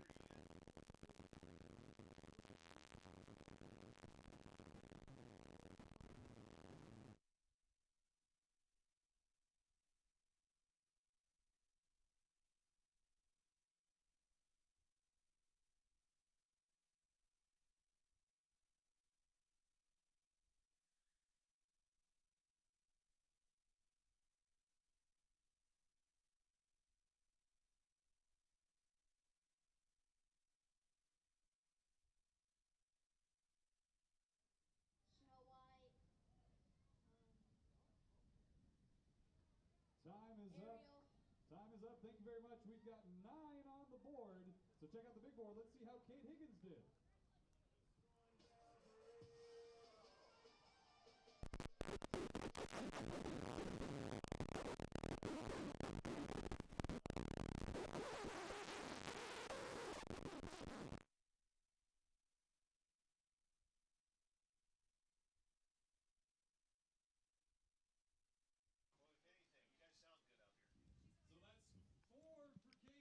Middle third of the San Jose State lineup to get it going in the top of the 4th. Rebels on top 19-0, adding on 3 more in the bottom of the 3rd inning. I said going out, Dan, they only sent 8 to the plate. That is a light night inning, I should say, offensively for them tonight. Yeah, outstanding job by the Rebels there. Keeping the momentum going. We get Cates back out here for the 4th. And first pitch to Dalton Bowling is fouled straight back. Cates has 60 pitches through 3 innings, which is a little higher than he's been trending to start the year. Yeah, you never want to average 20 an inning. He's had enough support tonight, though, to get away with it. Nice-looking slider over the inside there. That thing more of a sweeper. Looked like it was on a table sliding across. And again, we are looking at some of the stat tracker. Is that 0-2. That fastball at the knees called for strike 3. A new season high in strikeouts for Cates. That's Ponchado, number 7. And it's the 2nd straight strikeout to lead off an inning. Let's talk about the spin rate on sliders. He's throwing 2 different sliders tonight. One obviously a little lower on the velocity, but the spin rate's higher, right? So, he's maybe working with a new grip tonight. We haven't seen that from him yet. Sebastian Orduño takes strike 1. Orduño, left-handing batting center fielder, who the first of 2 hits in the 2nd inning. Still to this point, the only hits against Cates. Lashes this one straight back on a foul ball, falling behind 0-2. It's amazing, though. He's throwing the same arm slot, same motion, but just the grip can change up the velocity as well as the spin rate. Another foul ball. This one punched out down the third base side. Yeah, the focus on tunneling is what that is referred to. The focus on tunneling has become uber apparent in the last couple of years around baseball at all levels. 2-strike pitch, misses high. Cates trying to bait the 0-2 swing and miss from Orduño, but no dice. You'll see a number of pitchers, they'll have different grips for their changeup. Some pitchers have 3 different grips. This one's lashed up the middle, a base hit rolling through the center of the infield. Orduño on for the 2nd time. 2 base hits and 3 in the game as a whole for San Jose State. 2 of them from their center fielder. Orduño reaches on his second one-out base hit of the game. That brings up Nathan Cadena, who singled in his only other plate appearance as well. We talked about the activity for the Rebels in the pitching right now. It'll be interesting to see some balls hammered down the left field line, but foul. It'll be interesting to see how Corey Vanderhoek handles the staff tonight. You know, going into the game on Tuesday against Utah Tech, there were 9 pitchers that hadn't even thrown yet this year. They were able to get just about all of them in the game. They did.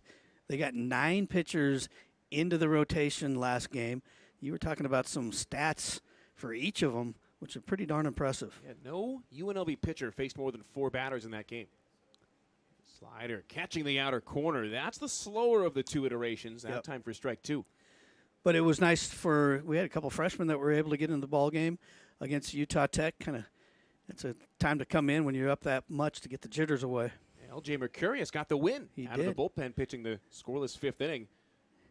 As Cates bounces a pitch in, evens up the count at 2. I believe there was only 3 hits for Utah Tech that game, and did hit a homer that barely got out of the park, hit the top of the fence. This pitch swung on, pulled foul on the ground on the third base side. Cadena now 10 of 30 on the year after his 2nd inning single. Yeah, nobody threw more than an inning. Full frames from Jordan Hansen, Noah Carbajal, Will Girardi, Reese Lewick, LJ Mercurius, Blaze Hill, Carson Lane, and Xander Bretza. There's a foul ball back to the screen, keeps it 2-2. Cole Roberts lasted just 2/3 of an inning, and then Matt Maloney came in and got the final out of the game. It was nice, though, seeing Jordan Hansen take the mound after coming off some minor surgery. Looked good. Velocity was good, so I think they'll start stretching him out as we go forward. 2-2 pitch, swung on and missed. Strikeout number 8 for Cates on the night. Cadena sit down for the first time via the K. That's out number 2 here in the 4th. And brings up Matt Spear, who was a strikeout victim of his own back in the 2nd inning. Cates dealing with that swing and miss stuff. Leadoff runner on. Cates being able to work back here. Done a nice job. That one's hammered through the hole. Spear right pulls field. it between Krizik and Heft. Picked up and right by Kate Higgins to fire it in, limiting Spear to a seeing eye single. Orduno up to second. San Jose State has not put a runner past second base tonight. They've had just 5 total base runners in the game. Orduno's been on twice. He's on second. Spear on first for Kimo Fukufuka. Spear did a good job right there. He came out aggressive, and I think that's what you have to do against Cates. You can't fall behind in the count like a number of the Spartan batters have tonight. Fukufuka takes ball 1 low. He struck out on a called strike 3 on the 3K 2nd inning. Cates came into the game with 10 strikeouts. He's got 8 tonight alone. Deals out of the stretch. Fukufuka takes just off the outside for ball 2. That fastball just misses away from Fukufuka. But good pitch right there. He does fall behind in the count 2-0, so imagine we're going to see slider here. Wind still blowing straight away to center field. As Cates deals that 2-0 breaking ball in there for a strike. That shows some real confidence to throw that pitch in that count. Yeah, and that's that breaking ball that he throws that has more vertical drop than anything else. Cates on 2-1 delivers. Fukufuka takes a pitch just below the knees for ball 3. Cates has been sitting 86 to 90 on the fastball this inning, so he is starting to slow down a bit. He had been about 88 to 92 at the early juncture of the game. With first base open and 2 down. Rather, runners on first and second and 2 down. Here's the 3-1. Fukufuka takes a lovely breaking ball at the knees. That one fooled him for sure. I think Fukufuka was thinking right there, I'm just going to, after throwing 3 straight balls, we're going to try to get the bases loaded. Time called behind home plate as Bailey Seeger stands up with his arms extended. Bases loaded, 2 down. 19 to nothing, the lead for UNLV in the top of the 4th inning. Cates set. The runners go. The 3-2. Swung on and fouled straight back, so we'll get to try it again. Fukufuka getting a piece. Did a good job protecting the plate. That's one of those ones that are just off the plate away from the right-handed pitcher. You know, with 2 strikes, protecting the plate, able to foul that one off, stay alive. Fukufuka hunched over in the right-hand batter's box. Let's try that one again. The runners go. The payoff offering swung on and missed for strike 3. Cates pulls the string on a changeup. His 2nd inning out of 4, striking out the side. He's got 9 on the game, in the fourth for the Spartans. No runs, 2 hits, no errors, 2 runners left on. Through 3.5, the Rebels on top by 19.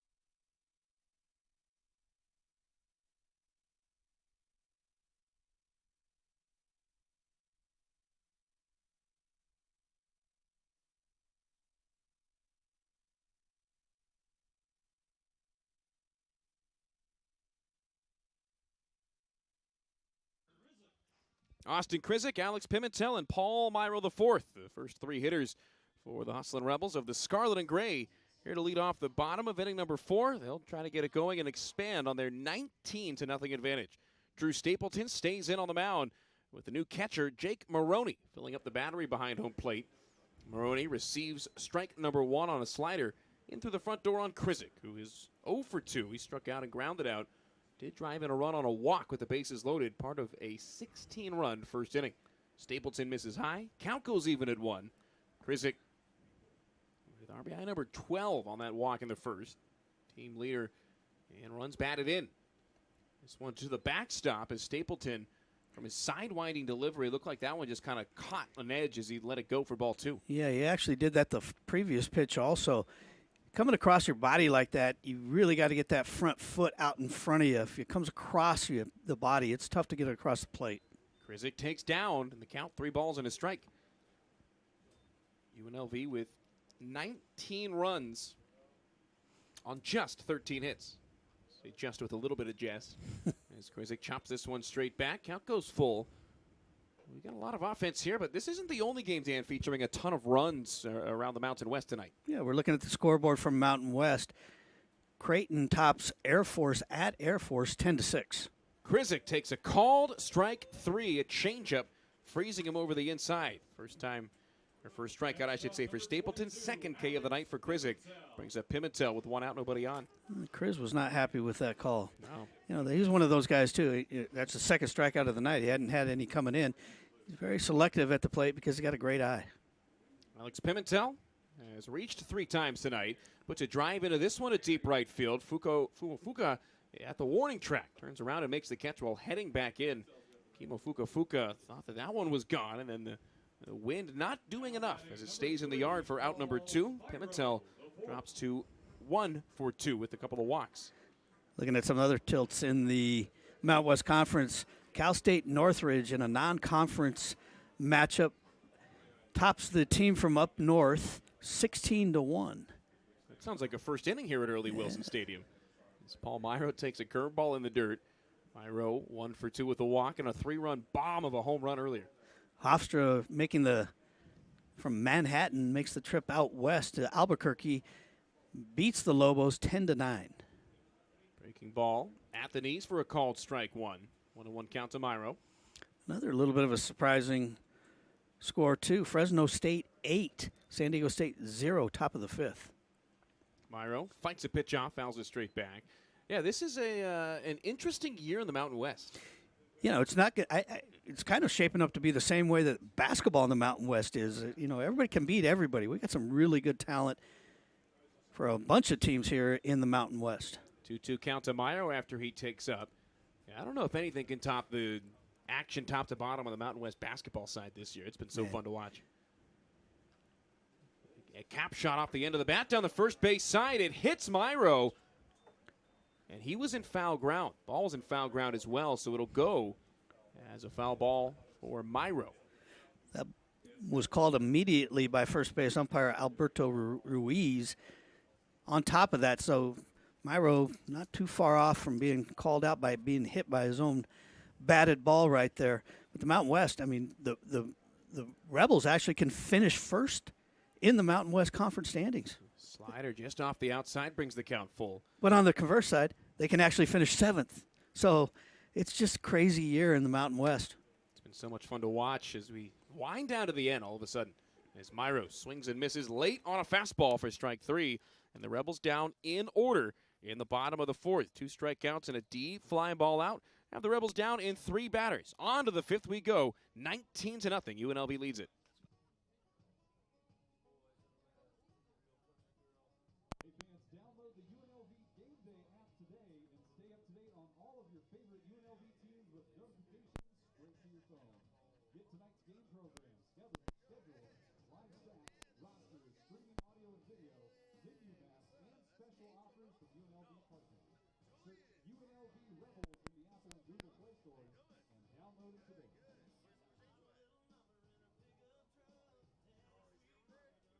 Fans, join your Hustling Rebels on March 28th for some bowling and fun at the Old Orleans Bowling Center presented by Finley Toyota. Sign up with a group or 4 or a pair and come win some prizes. Food and drink will be available. You can sign up under the additional links section of the UNLV baseball page. So head over to UNLVRebels.com to learn more and sign up today.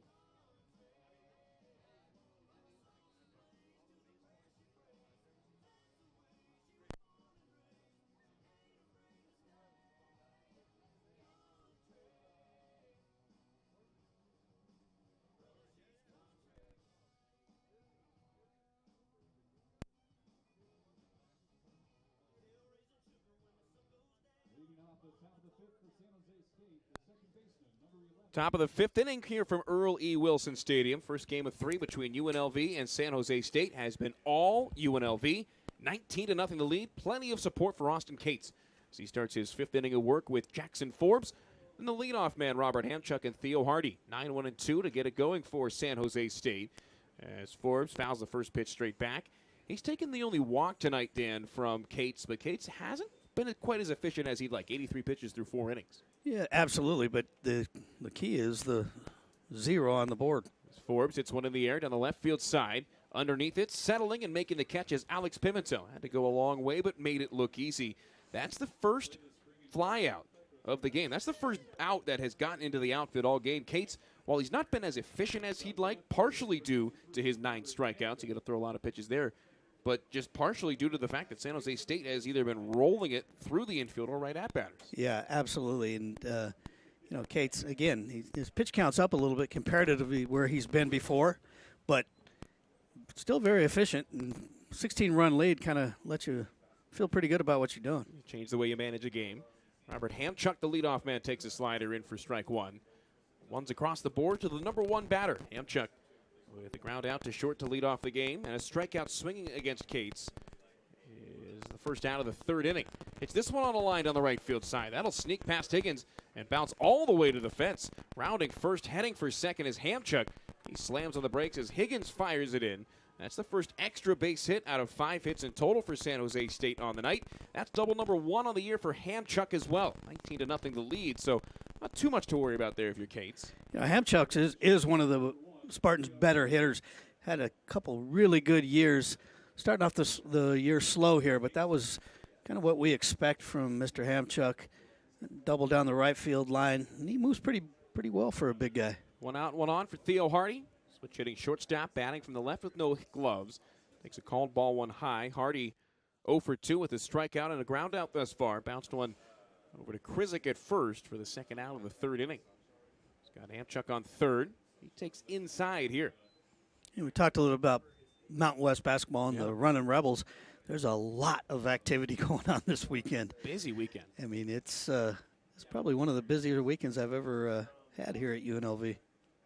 2-0 fastball right down the middle. Yeah, and that's saying something. What year is this for you with the program? Well, it depends on how you count it. How do you count it? I count 25 years of working with the university in some capacity. So got here 25 years ago, and it's been wonderful.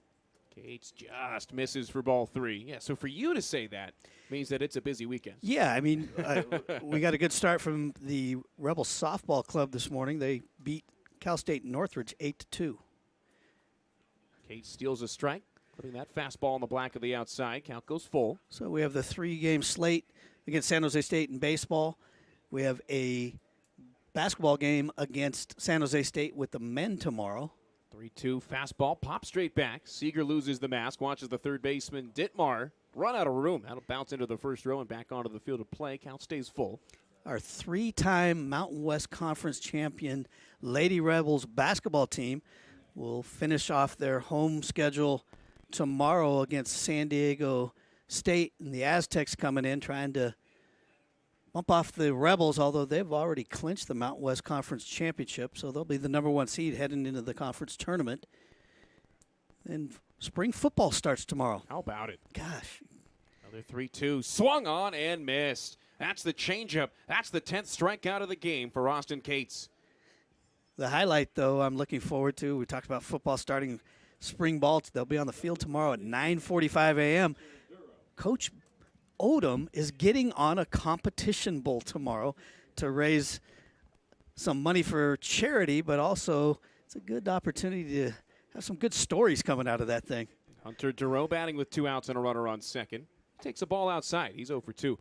Yeah, I was interested to see more details about the bull riding event. It's not just Barry saying, "Hey, I want to ride a bull." There's a reason behind it and a reason why he's doing it there. Well, it's a great opportunity for him to show what kind of man he is. And I'm not talking about getting on a bull. I'm talking about getting out in the community, helping charity, helping the football foundation. But he is going to really – it's good. People keep asking me, it's a real bull. It's something that bucks. Breaking ball on 2-0 and for a strike. Yeah, I was expecting him to get on a bull name like Sprinkles or Sunshine or something. No, he's going to get one of the big boys. He's not getting on Bodacious, but he's getting on a good bull. I'll be excited to check that one out, see some of the highlights. 2-1 pitch, chopped to third. That's foul outside the base. Yeah, the one I was talking to him actually this morning, and I'm like, Coach, how are you going to handle this? He's like, I'm just going to get on and try to hold on. There's only one way that you can handle it, right? Yeah. I said, just please don't get hurt. 2-ball, 2-strike pitch. Called for strike 3. Cates with 11 strikeouts. He's recorded at least 1 strikeout in every inning through 5 shutout frames. And it's the Rebels on top, 19-0.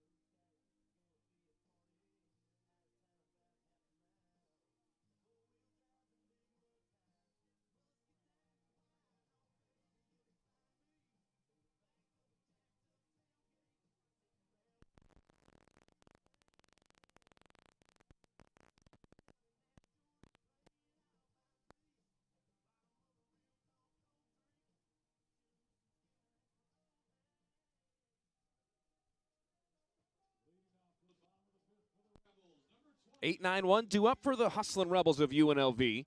Looking like they're going to be on their way to their 8th straight win after dropping their opening day game against Pacific. How about a 19-0 lead entering in to the bottom of inning number 5? Bailey Seeger set to lead things off. He swings at the first pitch and crushes one deep to center. Orduño back, he turns around, and the center fielder makes the catch just before the warning track. An aggressive approach from Seeger, but he lines out to straightaway center to begin the 6th inning. So far, so good for Drew Stapleton. He's now retired 5 straight batters, and without an error by the shortstop Theo Hardy on a ball hit by Parker Schmidt in the 3rd, he would have retired 9 in a row. But not the case. He'll take it to start off inning number 5. Chase Dittmar, number 9 man in the lineup, stands in for the 4th time and takes a called strike. Dittmar has not only recorded a hit in every at-bat, he's driven in a run, at least 1 run, and every plate appearance so far tonight. He hits this one in the air to left center field. Orduño into the gap. He stops, reaches up, and makes the catch over the right shoulder. 2 up and 2 away on a pair of flyouts to center field for the Rebels here in the bottom of the 5th. Yeah, looking out to center field, both of those balls hit pretty hard, not deep enough. Orduño getting over and making both recorded outs. If you look at the flag, it's not as stiff as it was earlier in the game, but significant wind, still blowing out. Just the ball's not hit hard enough to get over the fence. Rylan Charles atop the lineup takes outside. Rylan 2 for 3 with a sacrifice fly in his last time out. And we're looking ahead to tomorrow in a 105 first pitch. The wind expected to be even stauncher as Charles fouls it off on the third base side. It's supposed to be sustained gusts of 30-plus miles an hour tomorrow morning. Yeah, it'll be interesting, too. We're actually expecting a little precipitation. Not a lot, but could make for some slippery surfaces here. And then you add the wind on top of that. Maybe that's going to dry things out here at early Wilson Stadium. But tomorrow is going to be really – you're going to have to see how this one's going to play out. I'm not sure what situation we'd be in if the gusts are blowing too hard to be able to play. But what's pretty interesting is Sunday, the wind's supposed to change direction. It's supposed to come straight in. Straight in. After a visit with Kevin Higgins down the third base side, Charles swings at a fastball and fouls it straight down to go 1-2. Albert Robles set to start for the Rebels tomorrow. Count 1-2 to Rylan Charles. Stapleton deals way inside. A slider, and the numbers we're getting, breaking 18 to 21 inches. That sidewind delivery induces a ton of break. He does. When he's balanced, he can get that ball across. That cutter really gets across. Charles crushes this one, but yanks it foul into the bullpen down the right field side. You know, that was kind of interesting with Higgy calling Rylan Charles over there mid-count, up 19 to nothing. Wonder what that was all about. Charles twists one up the middle, picked up on a hop by the shortstop Hardy behind the base, and his throw to first is in time. The Rebels down in order for the second straight inning, but they've got as much support as you could ask for, scoring 16 in the first, 3 in the third, and through 5 innings full, it's the Rebels 19, the Spartans nothing.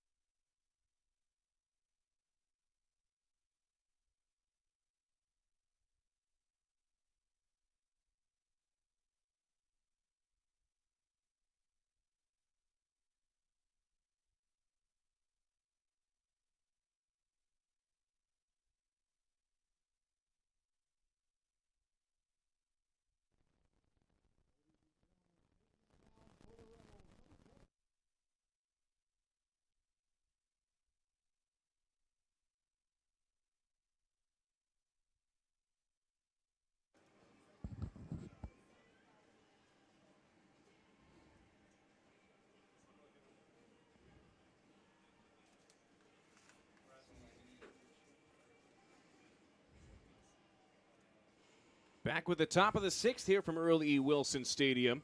19 to nothing the lead as the Rebels, after a 16-run first, have been on cruise control to this point. And one guy that was certainly on cruise control is Austin Cates, who's been lifted from the game. The right-hander Dylan Rogers comes in to take over. Rogers pitching with as much support as you could ask for in his third outing of the year. He is without a decision and a 2.25 ERA. He's given up a run on 3 hits over 4 innings while striking out 4. Opponents hitting .231 against Rogers. How about this line for Cates? 5 shutout innings, leaves as the pitcher of record for UNLV. Gives up 5 hits, spreads them out while walking 1 and striking out 11. He hadn't struck out more than 6 in his previous 2 outings. And now Rogers will face off against Dalton Bowling, I should say. He was struck out twice. Puts the first pitch he sees in play deep to right center field. Back goes Higgins. He's at the track. He's at the wall. This one's out of here. Dylan Rogers gives up a home run, his first of the year, on the first pitch of the night. And it's the first time that San Jose State has pushed a runner past second base. Third bomb of the year for Bowling. Makes it a 19-1 game. Bowling coming up aggressive, which is, new pitcher, especially a freshman on the mound. You're usually trying to see what he can bring at you. But first pitch aggressive swinging right there in bowling. That was a no-doubter. Trying to follow it up is Sebastian Orduno. Center fielder takes a call to strike one on the fastball. But going back to Cates, Yeah. I mean, not to diminish the performance tonight, but I don't think he had his best stuff. He somehow found a way to strike out 11 batters. Yeah. And again, batters getting on base with the 5 hits that Cates gave up, but none of them advanced past second base. Rogers, the true freshman, bounces a fastball low. A ball and 2 strike the count to Orduno, who's 2 for 2 with a couple of singles. That's actually incorrect. We did have one Spartan on third. That fastball just off the outside. This is a situation right here where Rogers, freshman, see what he's got after coming in the game and giving up a homer. Breaking pitch. Cut on and missed for strike 3. He challenged Orduno there with a breaking pitch high. Orduno took the bait for the 12th strikeout for the Spartans as a unit tonight. Outstanding pitch right there by the youngster on the mound who's had quite a few appearances for the Rebels as a freshman coming out of Damani Ranch High School up north in Reno. I think he's going to be one of the good ones down the road for the Rebels. First pitch, swung on and missed. A hefty hack by Nathan Cadena. He falls behind 0-1. On deck is Jake Maroney, the catcher. Came in as a defensive replacement. This one popped up first base side and finding the seats for a foul ball. And Rogers ahead 0-2. This is a situation now. 0-2, young pitcher on the mound. This is something he's got to work on pitch location. It's just part of playing D1 baseball. Let's see what he brings to the plate here. See how aggressive he is on 0-2? I like it. Fastball just a bit low. Yeah. Rogers thought it was strike 3. Yeah. He had that strikeout strut going. That's a great pitch, being that far ahead in the count. I love that pitch at the knees inside on a right-handed batter. We'll see if he goes back to the well. 1-2. Slider outside. That one equally as tough of a take. Yeah, it's hard to tell how high that is off the plate, but those are good pitches by the youngster. On 2-2, he deals. And bounces a fastball to bring the count full. He was a little off balance right there. He's kind of brushing off his spikes a little bit. Not a lot of moisture out there, but now 3-2. Payoff pitch. High for ball 4 on the heater. So a home run followed by a strikeout.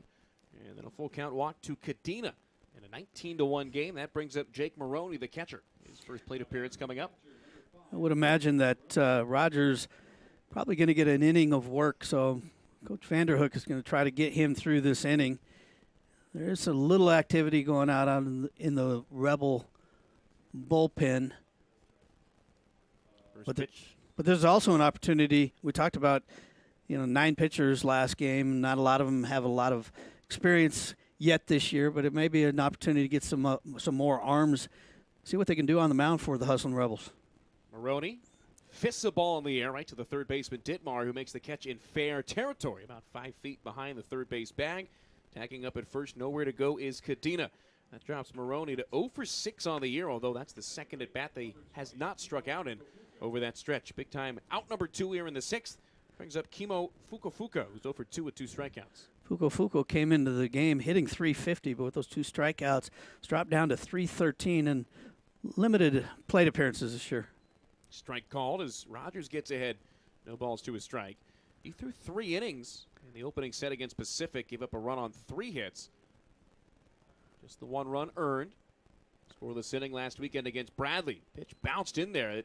Seeger keeps it near him, but unable to prevent the advancement on a wild pitch. Cadena to second on the wild pitch. And looking at Fukufuka, he fills out a uniform. He looks like a strong young lad out there.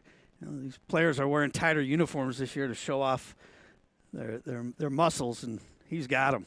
Yeah, not quite the Fanatics jerseys yet, but we're getting there. We're getting there. Rogers from the stretch.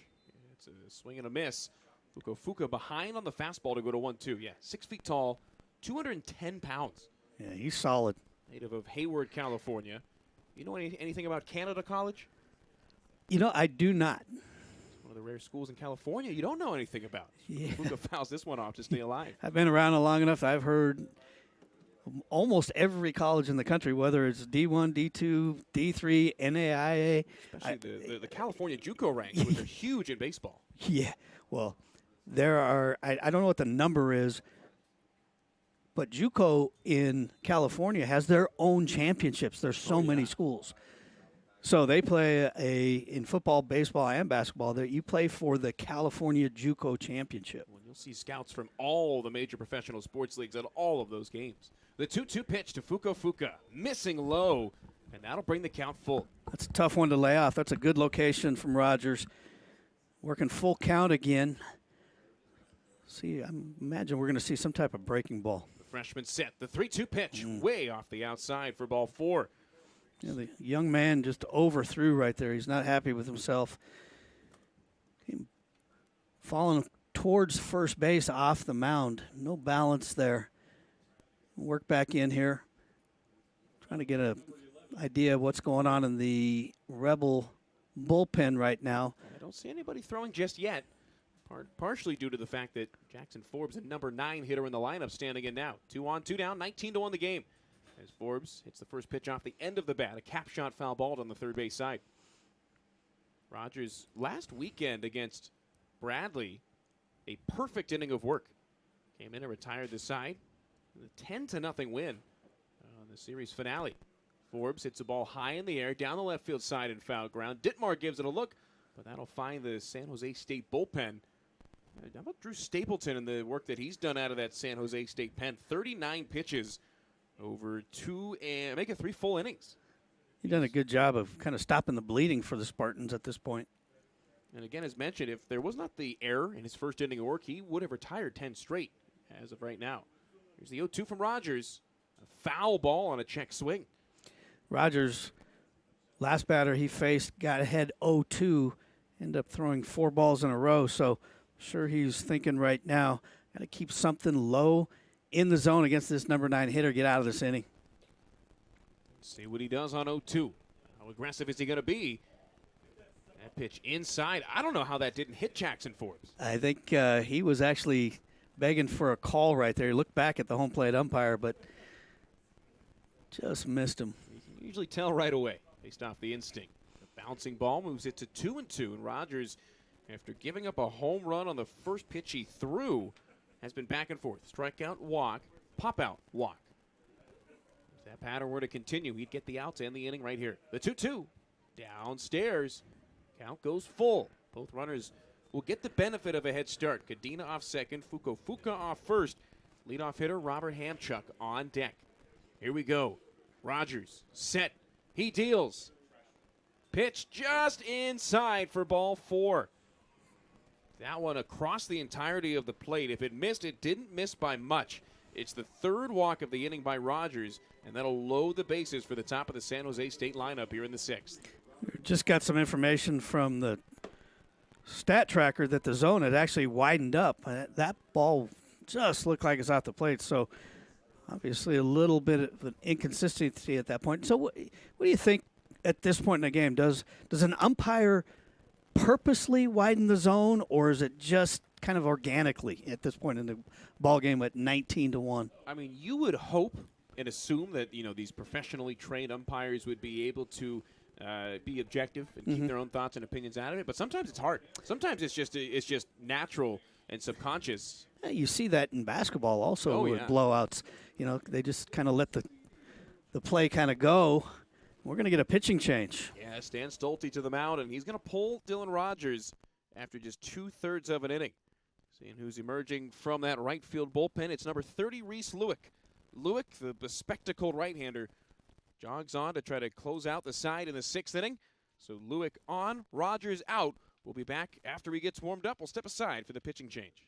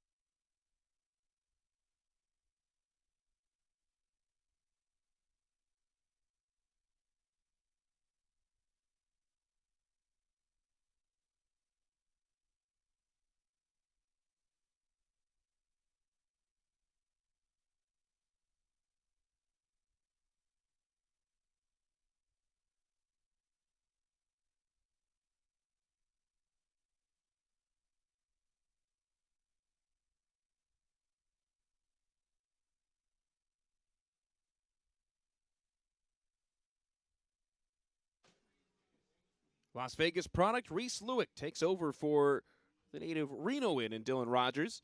Little Silver State connection here in the 6th inning. Rebels with plenty of breathing room in a 19-1 game. Leadoff man Robert Hamchuk stands in for the San Jose State Spartans. Reese Lewick becomes the third pitcher used by Stan Stolte. Cates went 5. Rogers threw just 2/3 of an inning. He's responsible for all 3 base runners as Lewick gets ahead of Hamchuk with the called strike 1 on the fastball. Lewick coming into his 2nd outing of the year. A perfect inning the other day against Utah Tech. Cap shot ground ball to the right side of the infield. Off first base is Krizik. He gloves, he turns, he throws, and it's in time. Outstanding play. Great play by Lewick to be there. Even better play by Krizik to do all of that was mentioned in one motion. 3-1 goes the putout. The bases stranded loaded, but San Jose State on the board on a leadoff home run for Dalton Browning. On to the bottom of the 6th, 2-3-4 due up for the Hustlin' Rebels on a 19-1 lead.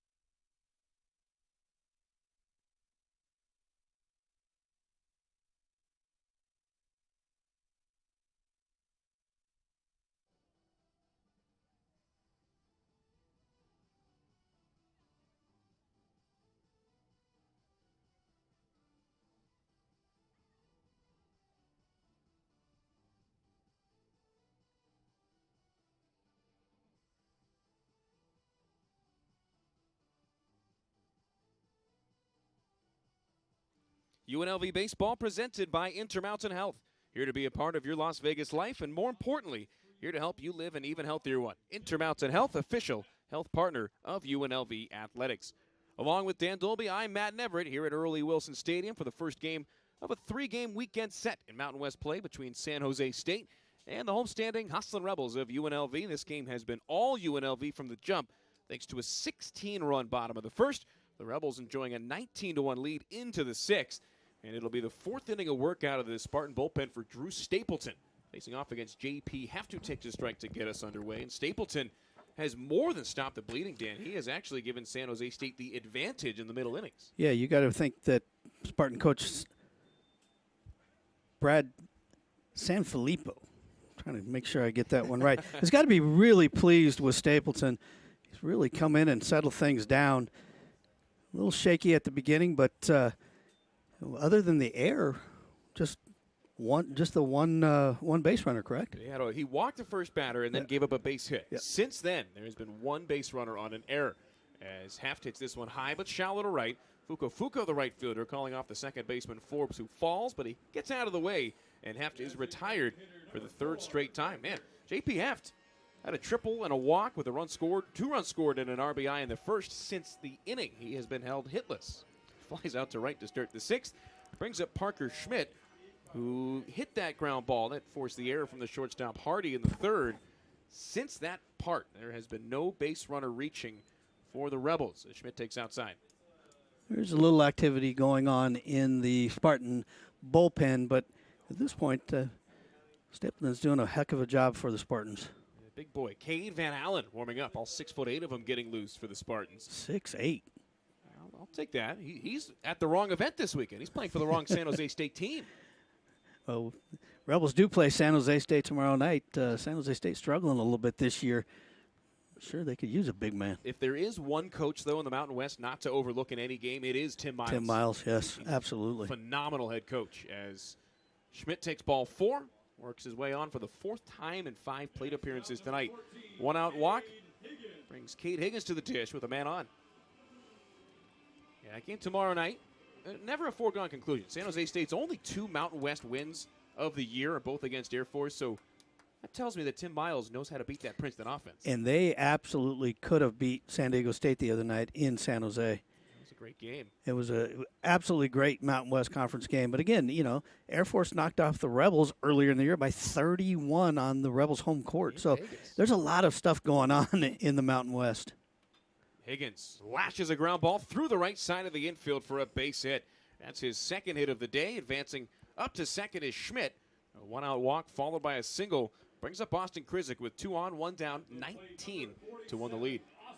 And Mountain West on the hardwood this year. So many unanswered questions with so little time to go as far as the seeding. Got to keep in mind, no team has ever won the tournament under its current alignment without getting a top 5 seed in the first round bye. Absolutely. With an odd number of teams in the Mountain West, only the top 5 teams get a bye and don't have to play on that Wednesday. So that means you don't have to win 4 ball games to win the Mountain West Conference tournament. That's a tough road to go down when you have to win 4 games in a row, 4 days in a row. Krizik hits one high in the air to right center field. On his horse is Orduno. Center fielder at the track. He's at the wall. You can kiss it goodbye. A 3-run jack from Austin Krizik. His second home run of the year. The Rebels have eclipsed the 20-run plateau. They now lead it 22-1. He went down low and got that one. His front foot got extended, got his hips through, and hands followed. That ball got up in the atmosphere, and wind helped that a little bit, but that was a shot to right center. And Krisik's got a very unique swing for a guy that puts up the number he does. That's his favorite pitch to hit, is in on the feet. Yep. As a called strike to Alex Pimentel moves the count 0-1. I've always compared Krisik's swing to that of a right-handed Bryce Harper in that regard. Gets the bat head down so far on pitches by the feet. This one's popped up high in the air deep to center field. Playable for Orduno as the center fielder just in front of the warning track in left center makes the catch for out number 2. Pimentel with the hit by pitch and a walk now moves to 2 for 3 on the day. Well, if you're going to be compared to somebody, that's a pretty good comparison if you're a D1 college player, because they're all those similar. They're actually similar in build. Yeah. You know? Chris might not be as tall, but he's got that muscular tone. That ball left the bat at 101 miles an hour and traveled. Myro hits this one on the ground sharply to short. Pulling the first baseman off the bag is Theo Hardy, but a good tag applied by Duro. How far did that bomb go, by the way? That went 411 feet. That's all. That's it. A 3-run home run from Austin Krizik expands the advantage here in the bottom of the 6th inning. In the frame, 3 runs on 2 hits, no errors, and nobody left on. On to the 7th we go. It's a 22-1 UNLV lead.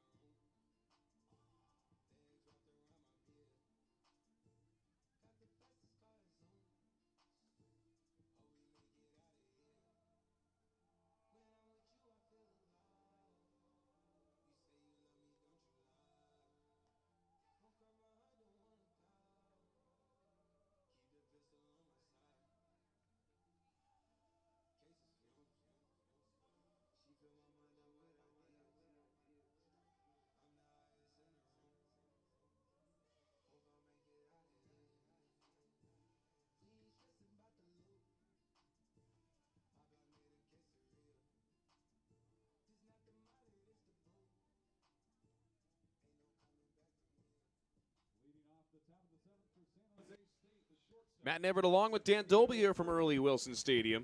Top of the 7th features a 22-1 UNLV lead. I mean, UNLV looking like Barry Odom's offense out there on the diamond tonight. Do we dare call this the go-go? The go-go UNLV offense on the diamond. I like it. This is a team that came into the game leading all Mountain West schools in runs per game.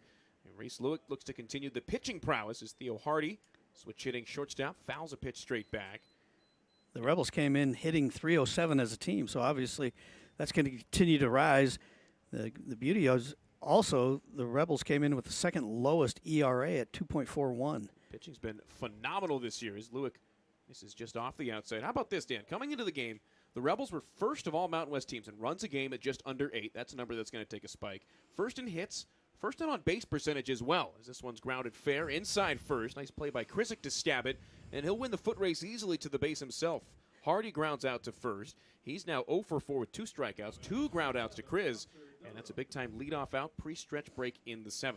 Don't want to get too far ahead of ourselves here, but this year is shaping up just like the 2022 season was for the Hustling Rebels, which led in statistical categories across D1 in a number of categories. First pitch inside to Hunter Dureau. Right on right matchup starts out 1-0. I mean, I'll say, I haven't been with the team the 25 years that you have, but this is my 5th year calling the games. This is by far the best pitching that we've seen even early on in the season as Dureau swings and fouls that one straight down. Count goes even. Well, the coaching staff with Coach Stolte and Coach Vanderhook, that was an emphasis for them this year, bringing in 9 new pitchers. Dureau swings and misses, falls behind a ball and 2 strikes. It was interesting talking to Corey Vanderhook, who's not only the pitching coach but the recruiting coordinator, about the recruiting strategy for this offseason. Dureau takes a pitch just off the outside. Lewick and just about everybody else here at the Earl thought it was strike. He wanted that one. But instead the count goes even. But, yeah, it was interesting to hear Corey talk about not only the talent they went after, but the timing of when they offered him. Dureau hits a hot shot grounder right to Chase Dittmar.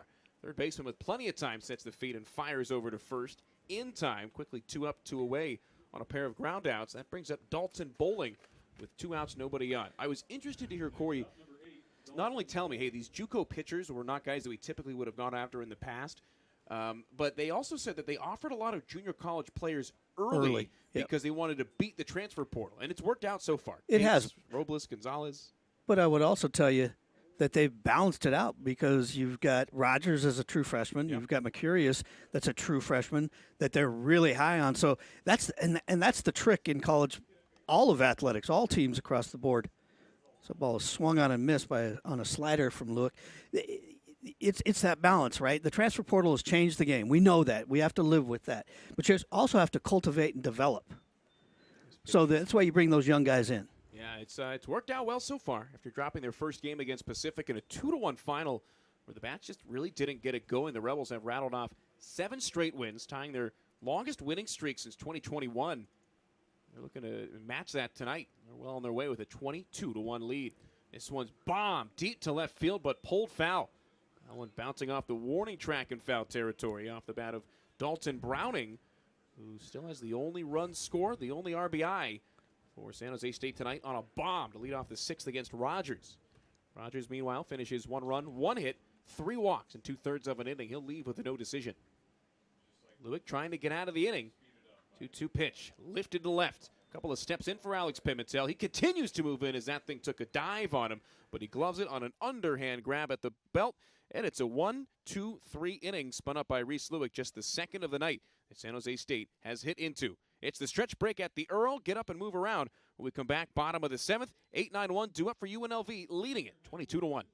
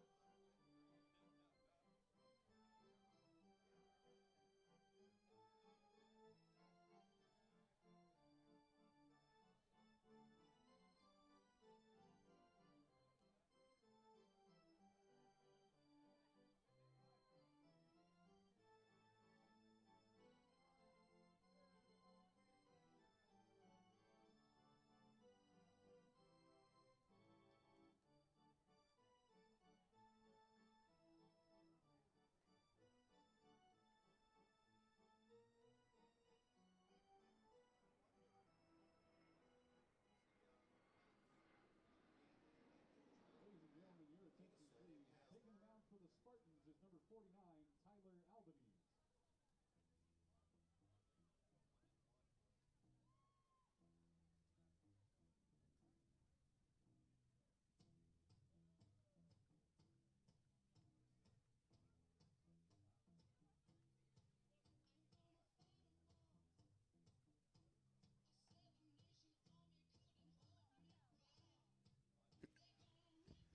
Coming out of the stretch break in the bottom of inning number 7, UNLV all over San Jose State in their first Mountain West matchup of the year. Tyler Albanese, the 6'6" true freshman, toes the slab for San Jose State here in the bottom of inning number 6. Albanese making his 3rd appearance of the year. He'll do so against the 8, 9, and 1 hitters for the Hustlin' Rebels. Bailey Seeger to lead things off, followed by Chase Dittmar and Rylan Charles. Albanese, in his third outing, I should say, of work on the year, gets ahead with a called strike. Albanese pitched against UC San Diego in the opening set of the year, and pitched 8 days later against Stanford. Seeger takes a strike. He's behind 0-2. Albanese against UC San Diego did not record an out in his first collegiate appearance. 3 unearned runs without the benefit of an out. They're 2 2/3 innings against Stanford. Gave up 2 runs on 6 hits. He misses up and away here to move the count. 1 ball, 2 strikes on Bailey Seeger, who in the first inning alone doubled and homered. Since then, he's walked and lined out to straightaway center. Right on right matchup to start out the bottom of the 7th inning. Albanese breaks off a curveball, slapped into left field for a base hit. Picked up by Rob Hamchuk on the second bounce. Seeger did a great job there, Dan, of keeping the hands inside, waiting for that pitch. He saw it out of the hand. He absolutely did. He did a good job right there. Looked like, to me, that he got a little ahead of that. He was thinking maybe fastball, but that breaking ball, he was able to keep those hands level through the strike zone and really do a good job of muscling that over to left field. He kept the hips tight, too. Yeah, he did. Didn't open up the hips early. As Dittmar takes a strike on a fastball. Albanese getting ahead of the first 2 batters he's faced. We talked about previously, a couple of our broadcasts, the strength of some of these guys for the Rebels that have come in this year with Heft and Seeger. And, I mean, you look at it, they're put together. That ball is taken for a called strike. Dittmar on that list, too. He's a big, true sophomore. Yeah, he's taking advantage of what he can do. Whoop. Line drive right to the second baseman, Forbes. He's got it. The throw to first is in time as well. A 4-3 double play on a line drive as he got Seeger, who had taken 1 extra step, and they double them off, and there's 2 outs, nobody on for Rylan Charles. That's one of those where you're going back to the dugout. Coach is probably going to say, all right, good job, but if it's a tighter game, you're probably at a coaching moment. Yeah, it's a coach's corner. They'll pull you aside. So all of a sudden, Rylan Charles, 2 out, nobody on as he takes a curveball inside. Now, one of the things that I was taught when I got to play at some pretty high levels was on a line drive, you're not taking a step, you're freezing. Correct. And if anything, you go back as Charles pulls this one foul. Count goes even at 1. Seeger actually came off about 4 or 5 steps there. Yeah, I mean, it was a well-hit ball, and of course, we have the advantage of the angle. That thing was right at the chest of the second baseman. I don't think he could have thrown it any closer to his chest. Charles even at 1. Albanese spins a curveball that he's used often early, but he misses high. You bring up a great point, too. Even a game like this, you're going to get coaching. And if you're a player that wants to get better, you want to be coached. Nice pitch high. 3 balls and a strike. Yeah, interesting to see both teams basically with the same starting lineup in, with the exception of Jake Maroney catching, coming in for Matt Spear as a defensive replacement. But both teams want to get their guys their looks. 3-1 to Rylan. Crushed high, but shallow to right. In comes Kimo Fukufuka, calls off Jackson Forbes, the second baseman, settles underneath and makes a 2-hand catch for out number 3. After a leadoff single, a double play, and a flyout, have the Rebels down in order in the bottom of the 7th. No runs, 1 hit, no errors, nobody left on. On to the 8th as the 5, 6, 7 hitters get it going for San Jose State, looking to come back from 22-1.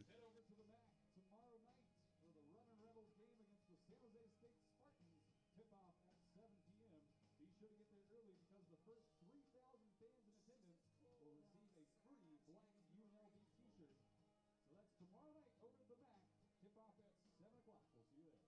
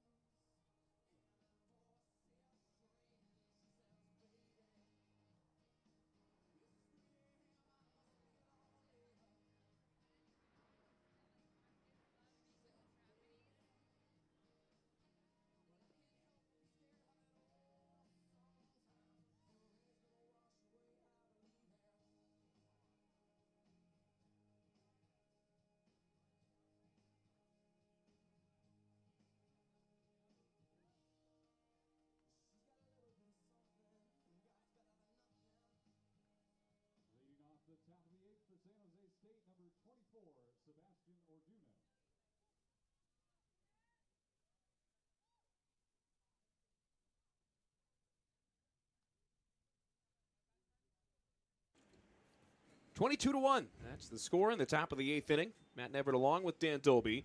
Reese Lewick back out for a second inning of work. Came in, got the final out of the 6th. All 3 outs in the 7th. So through an inning and a third, he's been perfect. 2 ground outs to first, 1 to third, and a fly ball out to left field. Trying to continue that stretch against Sebastian Orduño, left-handed batting center fielder. 2 for 3 with a couple of base hits, both against the starter Austin Cates, who is the pitcher of record. 5 shutout innings, career high 11 strikeouts for Cates. As this pitch off the outside, 2 balls, no strikes to Orduño. Luke, not real powerful guy. He's going to count on his breaking ball for the most part. He's 88 to 89 with his fastballs. He sees one right there. It's a called strike, but he's going to be a guy that's a location type guy. Going to try to keep the ball low in the zone, away from right-handed hitters and working it in the hands. Ground ball right side, a diving effort by J.P. Heft. He's up and throwing to first in time. What a play by J.P. Heft. And it's now 5 up and 5 down against Reese Lewick. And I think that tonight, Dan, a microcosm of when he's at his best, getting soft outs. That time a hard hit ball, great defensive play behind him, but he has had soft contact all throughout this outing. Yeah, Heft got a great break on that ball, sliding over into the grass behind the hole at second base, making a strong throw. But, Lewick, he's going to be a control guy, but he's also going to be a guy that, not in a game like this, he's going to be a guy that's going to come in and eat up some innings for the Rebels. Which is what they've needed. Cates had to labor through 5 innings. And just 2/3 of an inning of work from Dylan Rogers. So Lewick looking like he's going to go at least through this inning as he steals a strike to bring the count even at 1. Nathan Kadena, 1 for 2 with a base hit and a walk to go along with the strike count. Pops this one down the right field side. Krizik on the move. Here comes the right fielder. Higgins, he slide. It's a fair ball. He can't glove it. Rounding second and standing is Kadena. And that one a very tough play that just bounced in fair territory. And that'll be a 2-bagger as Higgins had to go a long way, and he looks to be all right. That thing twisting back towards the field of play. I thought that was a foul ball off the jump. Yeah, it was. The wind got into that one. Higgy makes a sliding attempt at the catch. It went off his glove from our advantage for a base hit, though. That's an extraordinary effort by the right fielder, Higgins. But that ball right there started off probably 20 feet foul and came back into play. First pitch grounded to third off the bat of Maroney. Gloved by Ditmar, looks the runner back to second and fires a strike to Krizik at first. Jake Maroney now 0 for 2, coming in as a defensive replacement for Spear. 2 outs and a runner on second for Kimo Fukufuka. Pinch hitter, actually. It won't be Fukufuka. It'll be Jariah Lewis, wearing number 0. Lewis, former USC Trojan, pinch hitting for Fukufuka. You know, we've talked about the pitching that has vastly improved this year for the Rebels. We know the Rebels are going to continue to hit, but the thing that we would be remiss not to talk about is the fielding play of the Rebels. No errors tonight. Just 6 on the year through 8 games. That's, I mean, you'd always like that number to be low, but that's a huge improvement over prior years. And of those 6, they've come from 6 individual players. No one's got more than an error on the year. Count quickly, 0-2 against Jariah Lewis. He's making his 4th appearance, first off the bench. He's just 1 of 6, but has only struck out once. Lewis in from the left. Checks his swing on a pitch downstairs. Called for a ball. Lewick thought it was strike 3 for out 3. Took 5 steps towards the dugout. Had to head back atop the hill. Great pitch. That location was absolutely perfect away from the left-handed batter. Redshirt junior, Jariah Lewis, swings and punches this one fouled on the third base side to stay alive. Count remains 1-2. That's 6'1", $180. The Alameda, California native in off the bench. The Rebels in the bottom of the 8th, meanwhile, sending 2, 3, and 4 up. Would not be surprised to see either some pinch hitters or some defensive replacements in the 9th. Bouncing ball off the left hand of Bailey Seeger. And moving up to third on a wild pitch is Nathan Kadena, sliding in safely.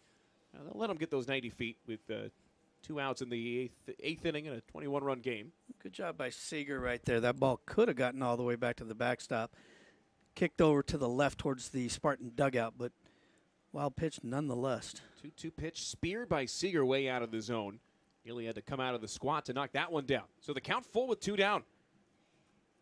Jariah Lewis pinch hitting for Kimo Fukufuka. The 3-2 way up and away.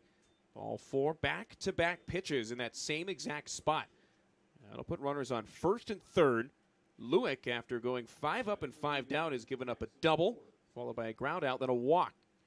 I know Stan Stolte would love to get him through the 8th. It opens you up for the 9th. You can do whatever you want in the 9th inning if you're able to get through this with Lewick in a clean frame. Yeah, I would imagine you would see one of the pitchers that haven't gotten a lot of opportunity yet this year, so I'd like to get Richard through this.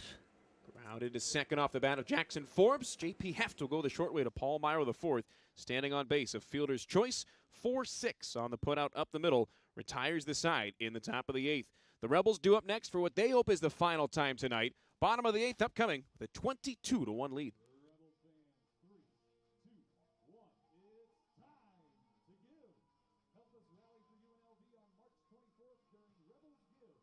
Join the UNLV community in making a powerful impact by supporting what you love at UNLV.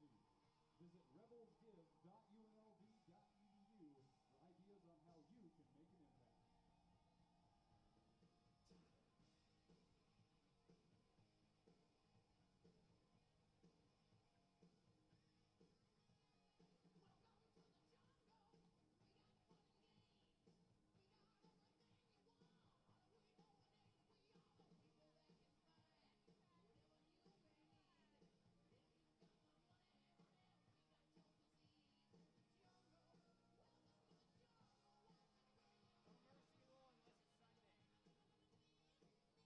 Ladies and gentlemen, staying in the game for the Spartans and playing right field is number 0, Jeriah Lewis.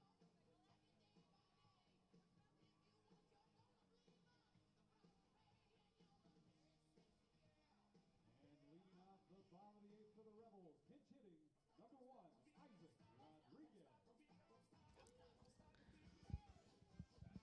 Rebels batting in the bottom of the 8th, leading 22-1.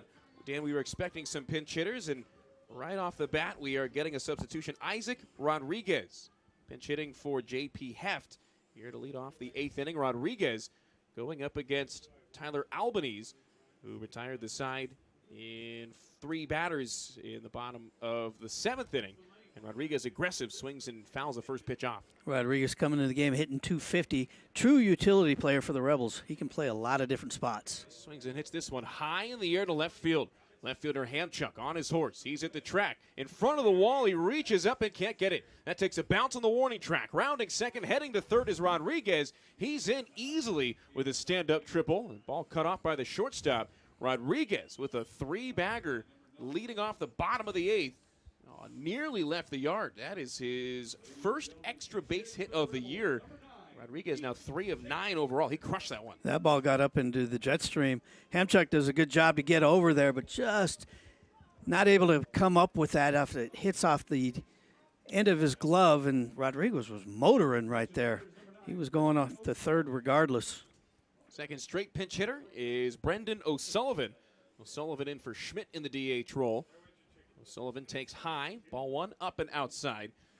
So Schmidt's day ends after going too many at bats. I got to do the math in my head. 2 for 4. Well, if you look at the Rebel starters, though, every starter had at least 2 runs scored. Everybody. Every Rebel had a hit. Those are the kind of days you dream about as O'Sullivan takes outside. Yeah, just looking through the runs scored, Dan. 2 for Charles, 2 for Heft, 3 for Schmidt, 3 for Higgins, 2 for Krizik, 2 for Pimentel, 3 for both Myro and Seeger and Chase Dittmar at the bottom of the lineup. 3 for 5 with a couple of runs scored to go along with a home run. As O'Sullivan takes a strike, and the count goes to 2 balls and 1 strike. And oh yeah, Brendan O'Sullivan's having a killer start to the year. 3 for 6 with a homer and a double. Another first-year player making an impact when given the opportunity. As he takes a called strike 3, he knew it right away. Rodriguez still on third as O'Sullivan strikes out looking for out number 1. And here comes Santino Panaro. He's an easy one. Some guys are easier than others in terms of identifying pinch hitters. Santino with the pants up, a left-handed swing, and just the fact that he's been here for 3 years. He's been here for a long time. He's one of the easier ones for us to spot. So Panaro pinch hitting for Higgins. We would assume that that'd be a straight swap in right field. He hits one shallow to left center field. That'll drop. Scoring from third is Rodriguez. 23-1 on a Santino Panaro RBI base hit. He didn't hit it all that hard, but he'll take it for his second ribby of the season. But that's what we're used to seeing from Panaro. You know, he started off a little bit slow, but a guy that's going to be in the lineup consistently for the Rebels, either in the outfield or in the DH spot. Good swing by Panaro there. He's a guy that takes the ball to the opposite field more than not. All right, here's a welcome sight. No pinch hitter. It's Austin Krizik, one of the starters still in the game. First pitch gets by the catcher, Jake Maroney. A wild pitch all the way to the backstop. That'll move Panaro up 90 feet into scoring position. You know, some of you at home might be thinking about, 23 runs on the board for the Rebels. The record for the Rebels actually came against San Jose State. Can you take a guess how many runs? You probably know this. Well, I know they scored 31 against Pacific last year. I'll say 33. 37 in 1986. Wow. The Rebels also put up 36 runs last year, if you can remember that. Wow, yeah. That was in that opening series against Pacific. Correct. That was incredible. That was the final game, too. As Krizik pops one up, foul ground first base side. Over and settling underneath is DeRoe, first baseman on the grass, makes the catch in foul ground for out number 2. That one pushed back by the wind. The wind, I would say, is not really even blowing straight out anymore. It's basically blowing right at the scoreboard in left field. Correct. And tomorrow it'll be interesting with, 15 to 20 miles an hour forecasted higher than we have today. Incredible. It'll be fun to watch. Definitely tune in as Albert Robles takes the hill and a start at 1:05. Dan and I will be on the call. 2 outs and Panaro on second. Here's Alex Pimentel, who takes just off the outside. I'll tell you what, even with that 16-run first inning, this is going to be a scorecard to remember. 19-batter first frame set the tone for this one. Pimentel, it's one high in the air, deep center field. Orduño stops, center fielder underneath it, reaches up and makes the catch for out number 3. But the Rebels do add on, scoring a run on 2 hits, no errors, and a man left on base. They hope they're done for the night. On to the 9th we go. UNLV looks to close out the game. They're on top, 23-1.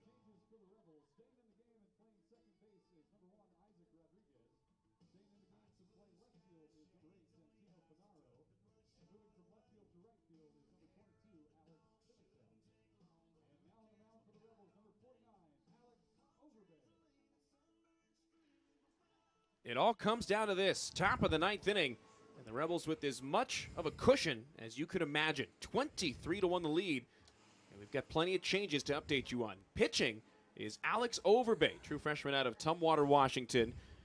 Came in as a defensive, or rather a pinch hitter, was Santino Panaro for Cade Higgins. He'll slide from right field to left field with Alex Pimentel flipping and playing in right. That's it defensively, with Isaac Rodriguez, actually staying in at second base as well for J.P. Heft. So a trio of defensive changes. And here's Alex Overbay taking over on the mound. And Dan, plenty to be excited about as he makes his first trip to the mound on the season and of his collegiate career. Yeah, this is a player that the Rebels were real high on. Same high school that Jordan Hansen attended up in Tumwater, a little town outside of Olympia, Washington. But they brought him as a two-way player. So in a game like this, is a good chance. There's a great chance for him to get in and get some experience. Alex Overbay facing off against the top of the San Jose State lineup. 23-1 the lead. As Overbay deals, first pitch fastball, caught on and missed by Robert Hamchuk. Overbay at 6'2", $190, right-handed thrower. The son of 14-year big leaguer Lyle Overbay, who was the head coach of the Tumwater High School baseball team. They've done an outstanding job with that program up there, Tumwater. Overbay gets a swing and a miss for strike 2 from Hamchuk, who's 1 for 4 with a double. Get this, Overbay, his conference's MVP as a senior in high school. His dad, Lyle, was the conference's coach of the year as they won the conference title. It's a pretty good little recognition for the household there. Yeah, not a bad day for the Overbays. That's a household that includes a 14-year big league career. Hamchuk fouls it off into the UNLV dugout down the first base side. Overbay Big body. Looks just like his dad, too. He does. He deals out of the full wind here on 1-2. Hamchuk takes just off the outside. That's a great pitch outside the zone, trying to induce a swing and a miss. He's throwing 88 to 89. That curveball in the mid-70s. He certainly could add some velo with that frame. Oh, great pitch. That curveball that just didn't tumble. And the count goes full to the leadoff batter, Hamchuk. Theo Hardy, the shortstop, on deck. Overbay takes the sign. Rocks and deals on 3-2. Hamchuk scorches one to center. Back goes Charles. Still on the move is Ryland. He can't get it as it bounces off the warning track at the base of the fence. Rounding first and into second with his second double of the day is Hamchuk. He came into the day with no doubles but 2 triples. He's got a pair of doubles on the game by itself. That's an extra base hit as Overbay gives up the 2-bagger at his first collegiate batter he's facing. But in a game like this is about getting reps on the mound for a youngster like him. Just ball up in the zone a little bit. The ball was hammered. We've seen Charles make that play many a times, but with the wind, that made it tough. Nick Trapani pinch hitting for Theo Hardy. Trapani batting with a runner on second, nobody out here in the ninth as he takes high. 6-foot-tall red shirt senior out of Santa Monica, California. Open stance for him as he takes a healthy cut, but comes up empty against Overbay, who's got the count even at 1. And these are times when Coach Vanderhook is always talking about, slowing that heartbeat down for a young guy like this. You're in control of the game. Trapani cuts and misses again. He's in control of this at bat, if nothing else. Absolutely. 2 good pitches right there. This is a chance for him to bounce back after that double. Try to retire the side and get the Rebels out of here tonight. 1-2. Fastball called for strike 3. Overbay paints the outside corner and earns just the second strikeout for a Rebel reliever tonight out of 13 in the game total. That's a big-time first down of the ninth inning as Trapani strikes out looking. He's 0 for 2 on the year with 2 strikeouts. Pinch hitter. Yeah, that'll bring out pinch hitter Griffin with runner on second and 1 out. Takes a called strike. As Overbay debuted a changeup in that at bat, something that we had not seen yet from him.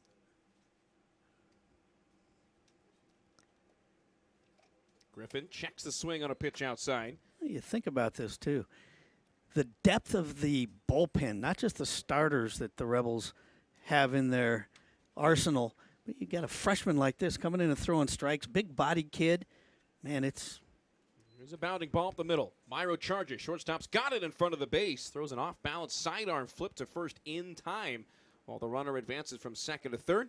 Now they'll let him have that 90 feet with a 23-1 advantage, and now 2 outs in the top of the ninth inning. Looking to extend the game is Dalton Bowling. You hear the term projectable frame thrown around a lot when it comes to pitchers. Alex Overbay is as projectable a frame as it gets. Oh, absolutely. Big kid. And he's probably the heir apparent over at first base also, as we'll lose Austin to graduation this next year. Krizik has been such a mainstay in this program, but yeah, playing first base for the first time in his life this year. Bowling, it's a line drive to the gap in right center. Charles on the move, he can't get it, as that one rolls all the way to the fence. Hamchuk scores from third, and in at second is Bowling. He's got a home run and a double among his 5 plate appearances. That's RBI number 6 on the year for him. And while they take a bite into the lead, UNLV still well in control. It's a 23-2 game. Yeah, we talked about Bowling earlier. He started out the year very unlike what his college career has been thus far. He's a guy, 5th-year guy, that's going to raise that average. He's at 188 or 171 right now, but I would expect him to be close to the 300 mark by the end of the year. Center fielder Orduno takes a ball down low. So Overbay, double, strikeout, ground out, double in his collegiate debut thus far. So look to retire the side. Line drive hit out of plate on the left field side. As of now, Austin Cates in line for the win. Ethan Ross in line for the loss.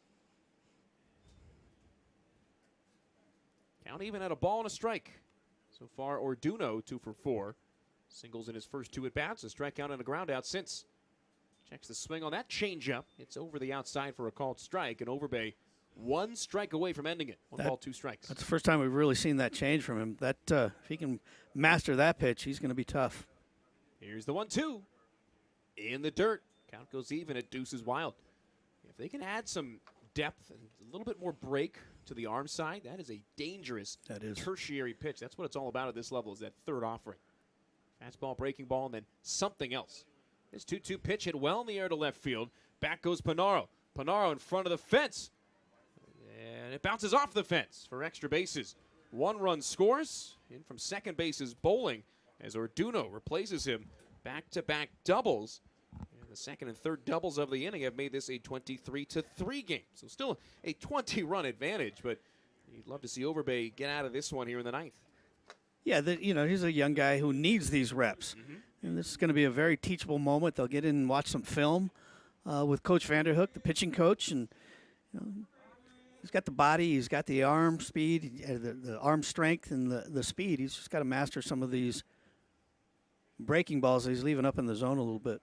First pitch fought off by Cadena. Foul ball into the right field side. Moves it 0-1. Cadena 2 for 3 with a walk and a strikeout to go along with the double. Overbay from the stretch. That one stays way high. Springing up out of the squad is Bailey Seeger. 1:05 first pitch tomorrow. Hope you'll join us from early Wilson Stadium. Albert Robles set to make his 3rd start of the year for the Hustlin' Rebels. He's been phenomenal. Overbay gets another foul ball straight back, and for the 2nd time tonight, he is down to the final strike in this game. Good opportunity right here for him to end this game positively. Keep something low and away. This one swung on, pulled through the left side of the infield. That'll be extra bases and score the run easily from second base.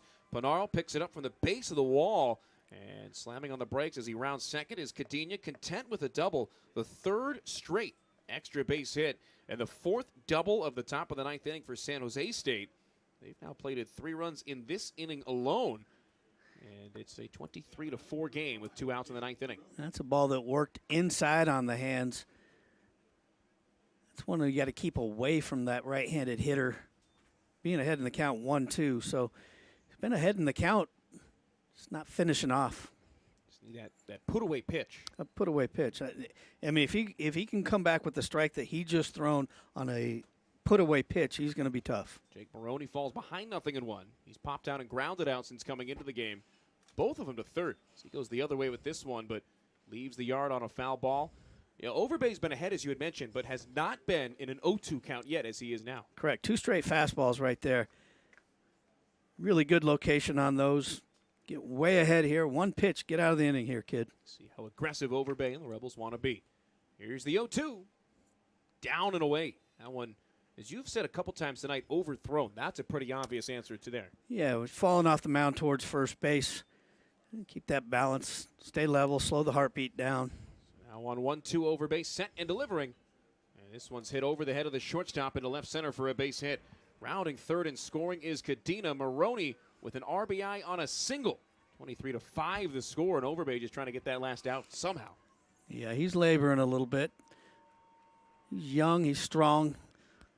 He's going to have to learn to pitch at this level. But, again, great opportunity for reps here. Good coaching, teachable moments. He's going to bounce back when next time he gets an opportunity. He's given up 4 here. Jariah Lucas takes ball 1. Lucas came in as a pinch hitter and walked in the 8th inning against Reese Lewick, who finishes 2 1/3 scoreless. 1 hit, 1 walk, no strikeouts for him. He'll get a no decision. As Lewis looks for his first hit of the year. Swings and misses. There's the changeup fading away. That's the good pitch right away, especially those left-handed hitters right there. When that ball's working away from you and starts out over the plate, that's a tough one to catch up to. How about the wind blowing straight towards left field now? Another changeup going back to the well, but this one way off the outside for ball 2. Yeah, they're saying overnight 50 to 60 mile-an-hour gusts. You're in a strong wind warning. Not a watch, but a warning. 2-1, popped up. Left field as Santino Panaro settles underneath, battling with the wind as he makes the catch, and that'll do it. The Rebels, in their first conference game of the year, thanks to a 16-run, 19-batter, bottom half of the first inning, dominate, blowout, crush San Jose State, 23-5 the final. A lot to look at in this one. Everybody reached. Everybody in the starting lineup scored not 1, but at least 2 runs. UNLV plates 23 runs on 18 hits, And yet, Dan, there were opportunities for even more. Oh, absolutely. That's a statement game right there on a Friday night. Spartans roll out their best pitcher. Cates rolls out for the Rebels. The Rebels are able to dominate tonight. That first inning is probably one of the greatest moments of my life here with the Rebels, being able to call that with you. But if you talk about the opportunities too, again, Cates will probably tell you that's not my best outing. If he has his best stuff every night, he's going to be one of the top pitchers, not only in the conference but on the West Coast. But Rebels are going to continue to hit. They're going to continue to pitch. Going to be a big game tomorrow afternoon. This is a chance for the Rebels to start off very positively here in the Mountain West Conference. Get a good start, keep that thing rolling, and it's a great night to be a Rebel. 8th straight win for UNLV, tying their longest winning streak in over 3 years. UNLV, 23 runs, 18 hits, no errors. They only left 4 runners on base all night. San Jose State, with 5 runs on 12 hits, they left 12 on and made 2 errors defensively. Austin Cates with the win to go to 2-1. Cates 5 shutout innings, 11 strikeouts to just 1 walk. Ethan Ross falls to 0-3. He gave up 10 runs on 7 hits and a pair of walks over 2/3 of an inning. We played in front of a Friday night crowd in 2 hours and 39 minutes, and the Rebels, thanks to a 16-run bottom of the first, crushed San Jose State in the 23-5 final. They moved to 8-1 on the year, 4-0 at home. San Jose State drops to 3-6 on the campaign, 0-5 winless away from the Central Valley. Back at it tomorrow. Myself, Matt Neverett, and my partner Dan Dolby. A 105 first pitch with Albert Robles making the start for the Scarlet and Gray. We would love to have you join us. One final time tonight. It's UNLV 23, San Jose State 5. For my partner Dan Dolby, for Sports Information Director Jake Reaney, and everybody else here at UNLV Baseball, this has been Matt Neverett saying thanks for tuning in. Back at it tomorrow. 105 first pitch from the Earl. Good night.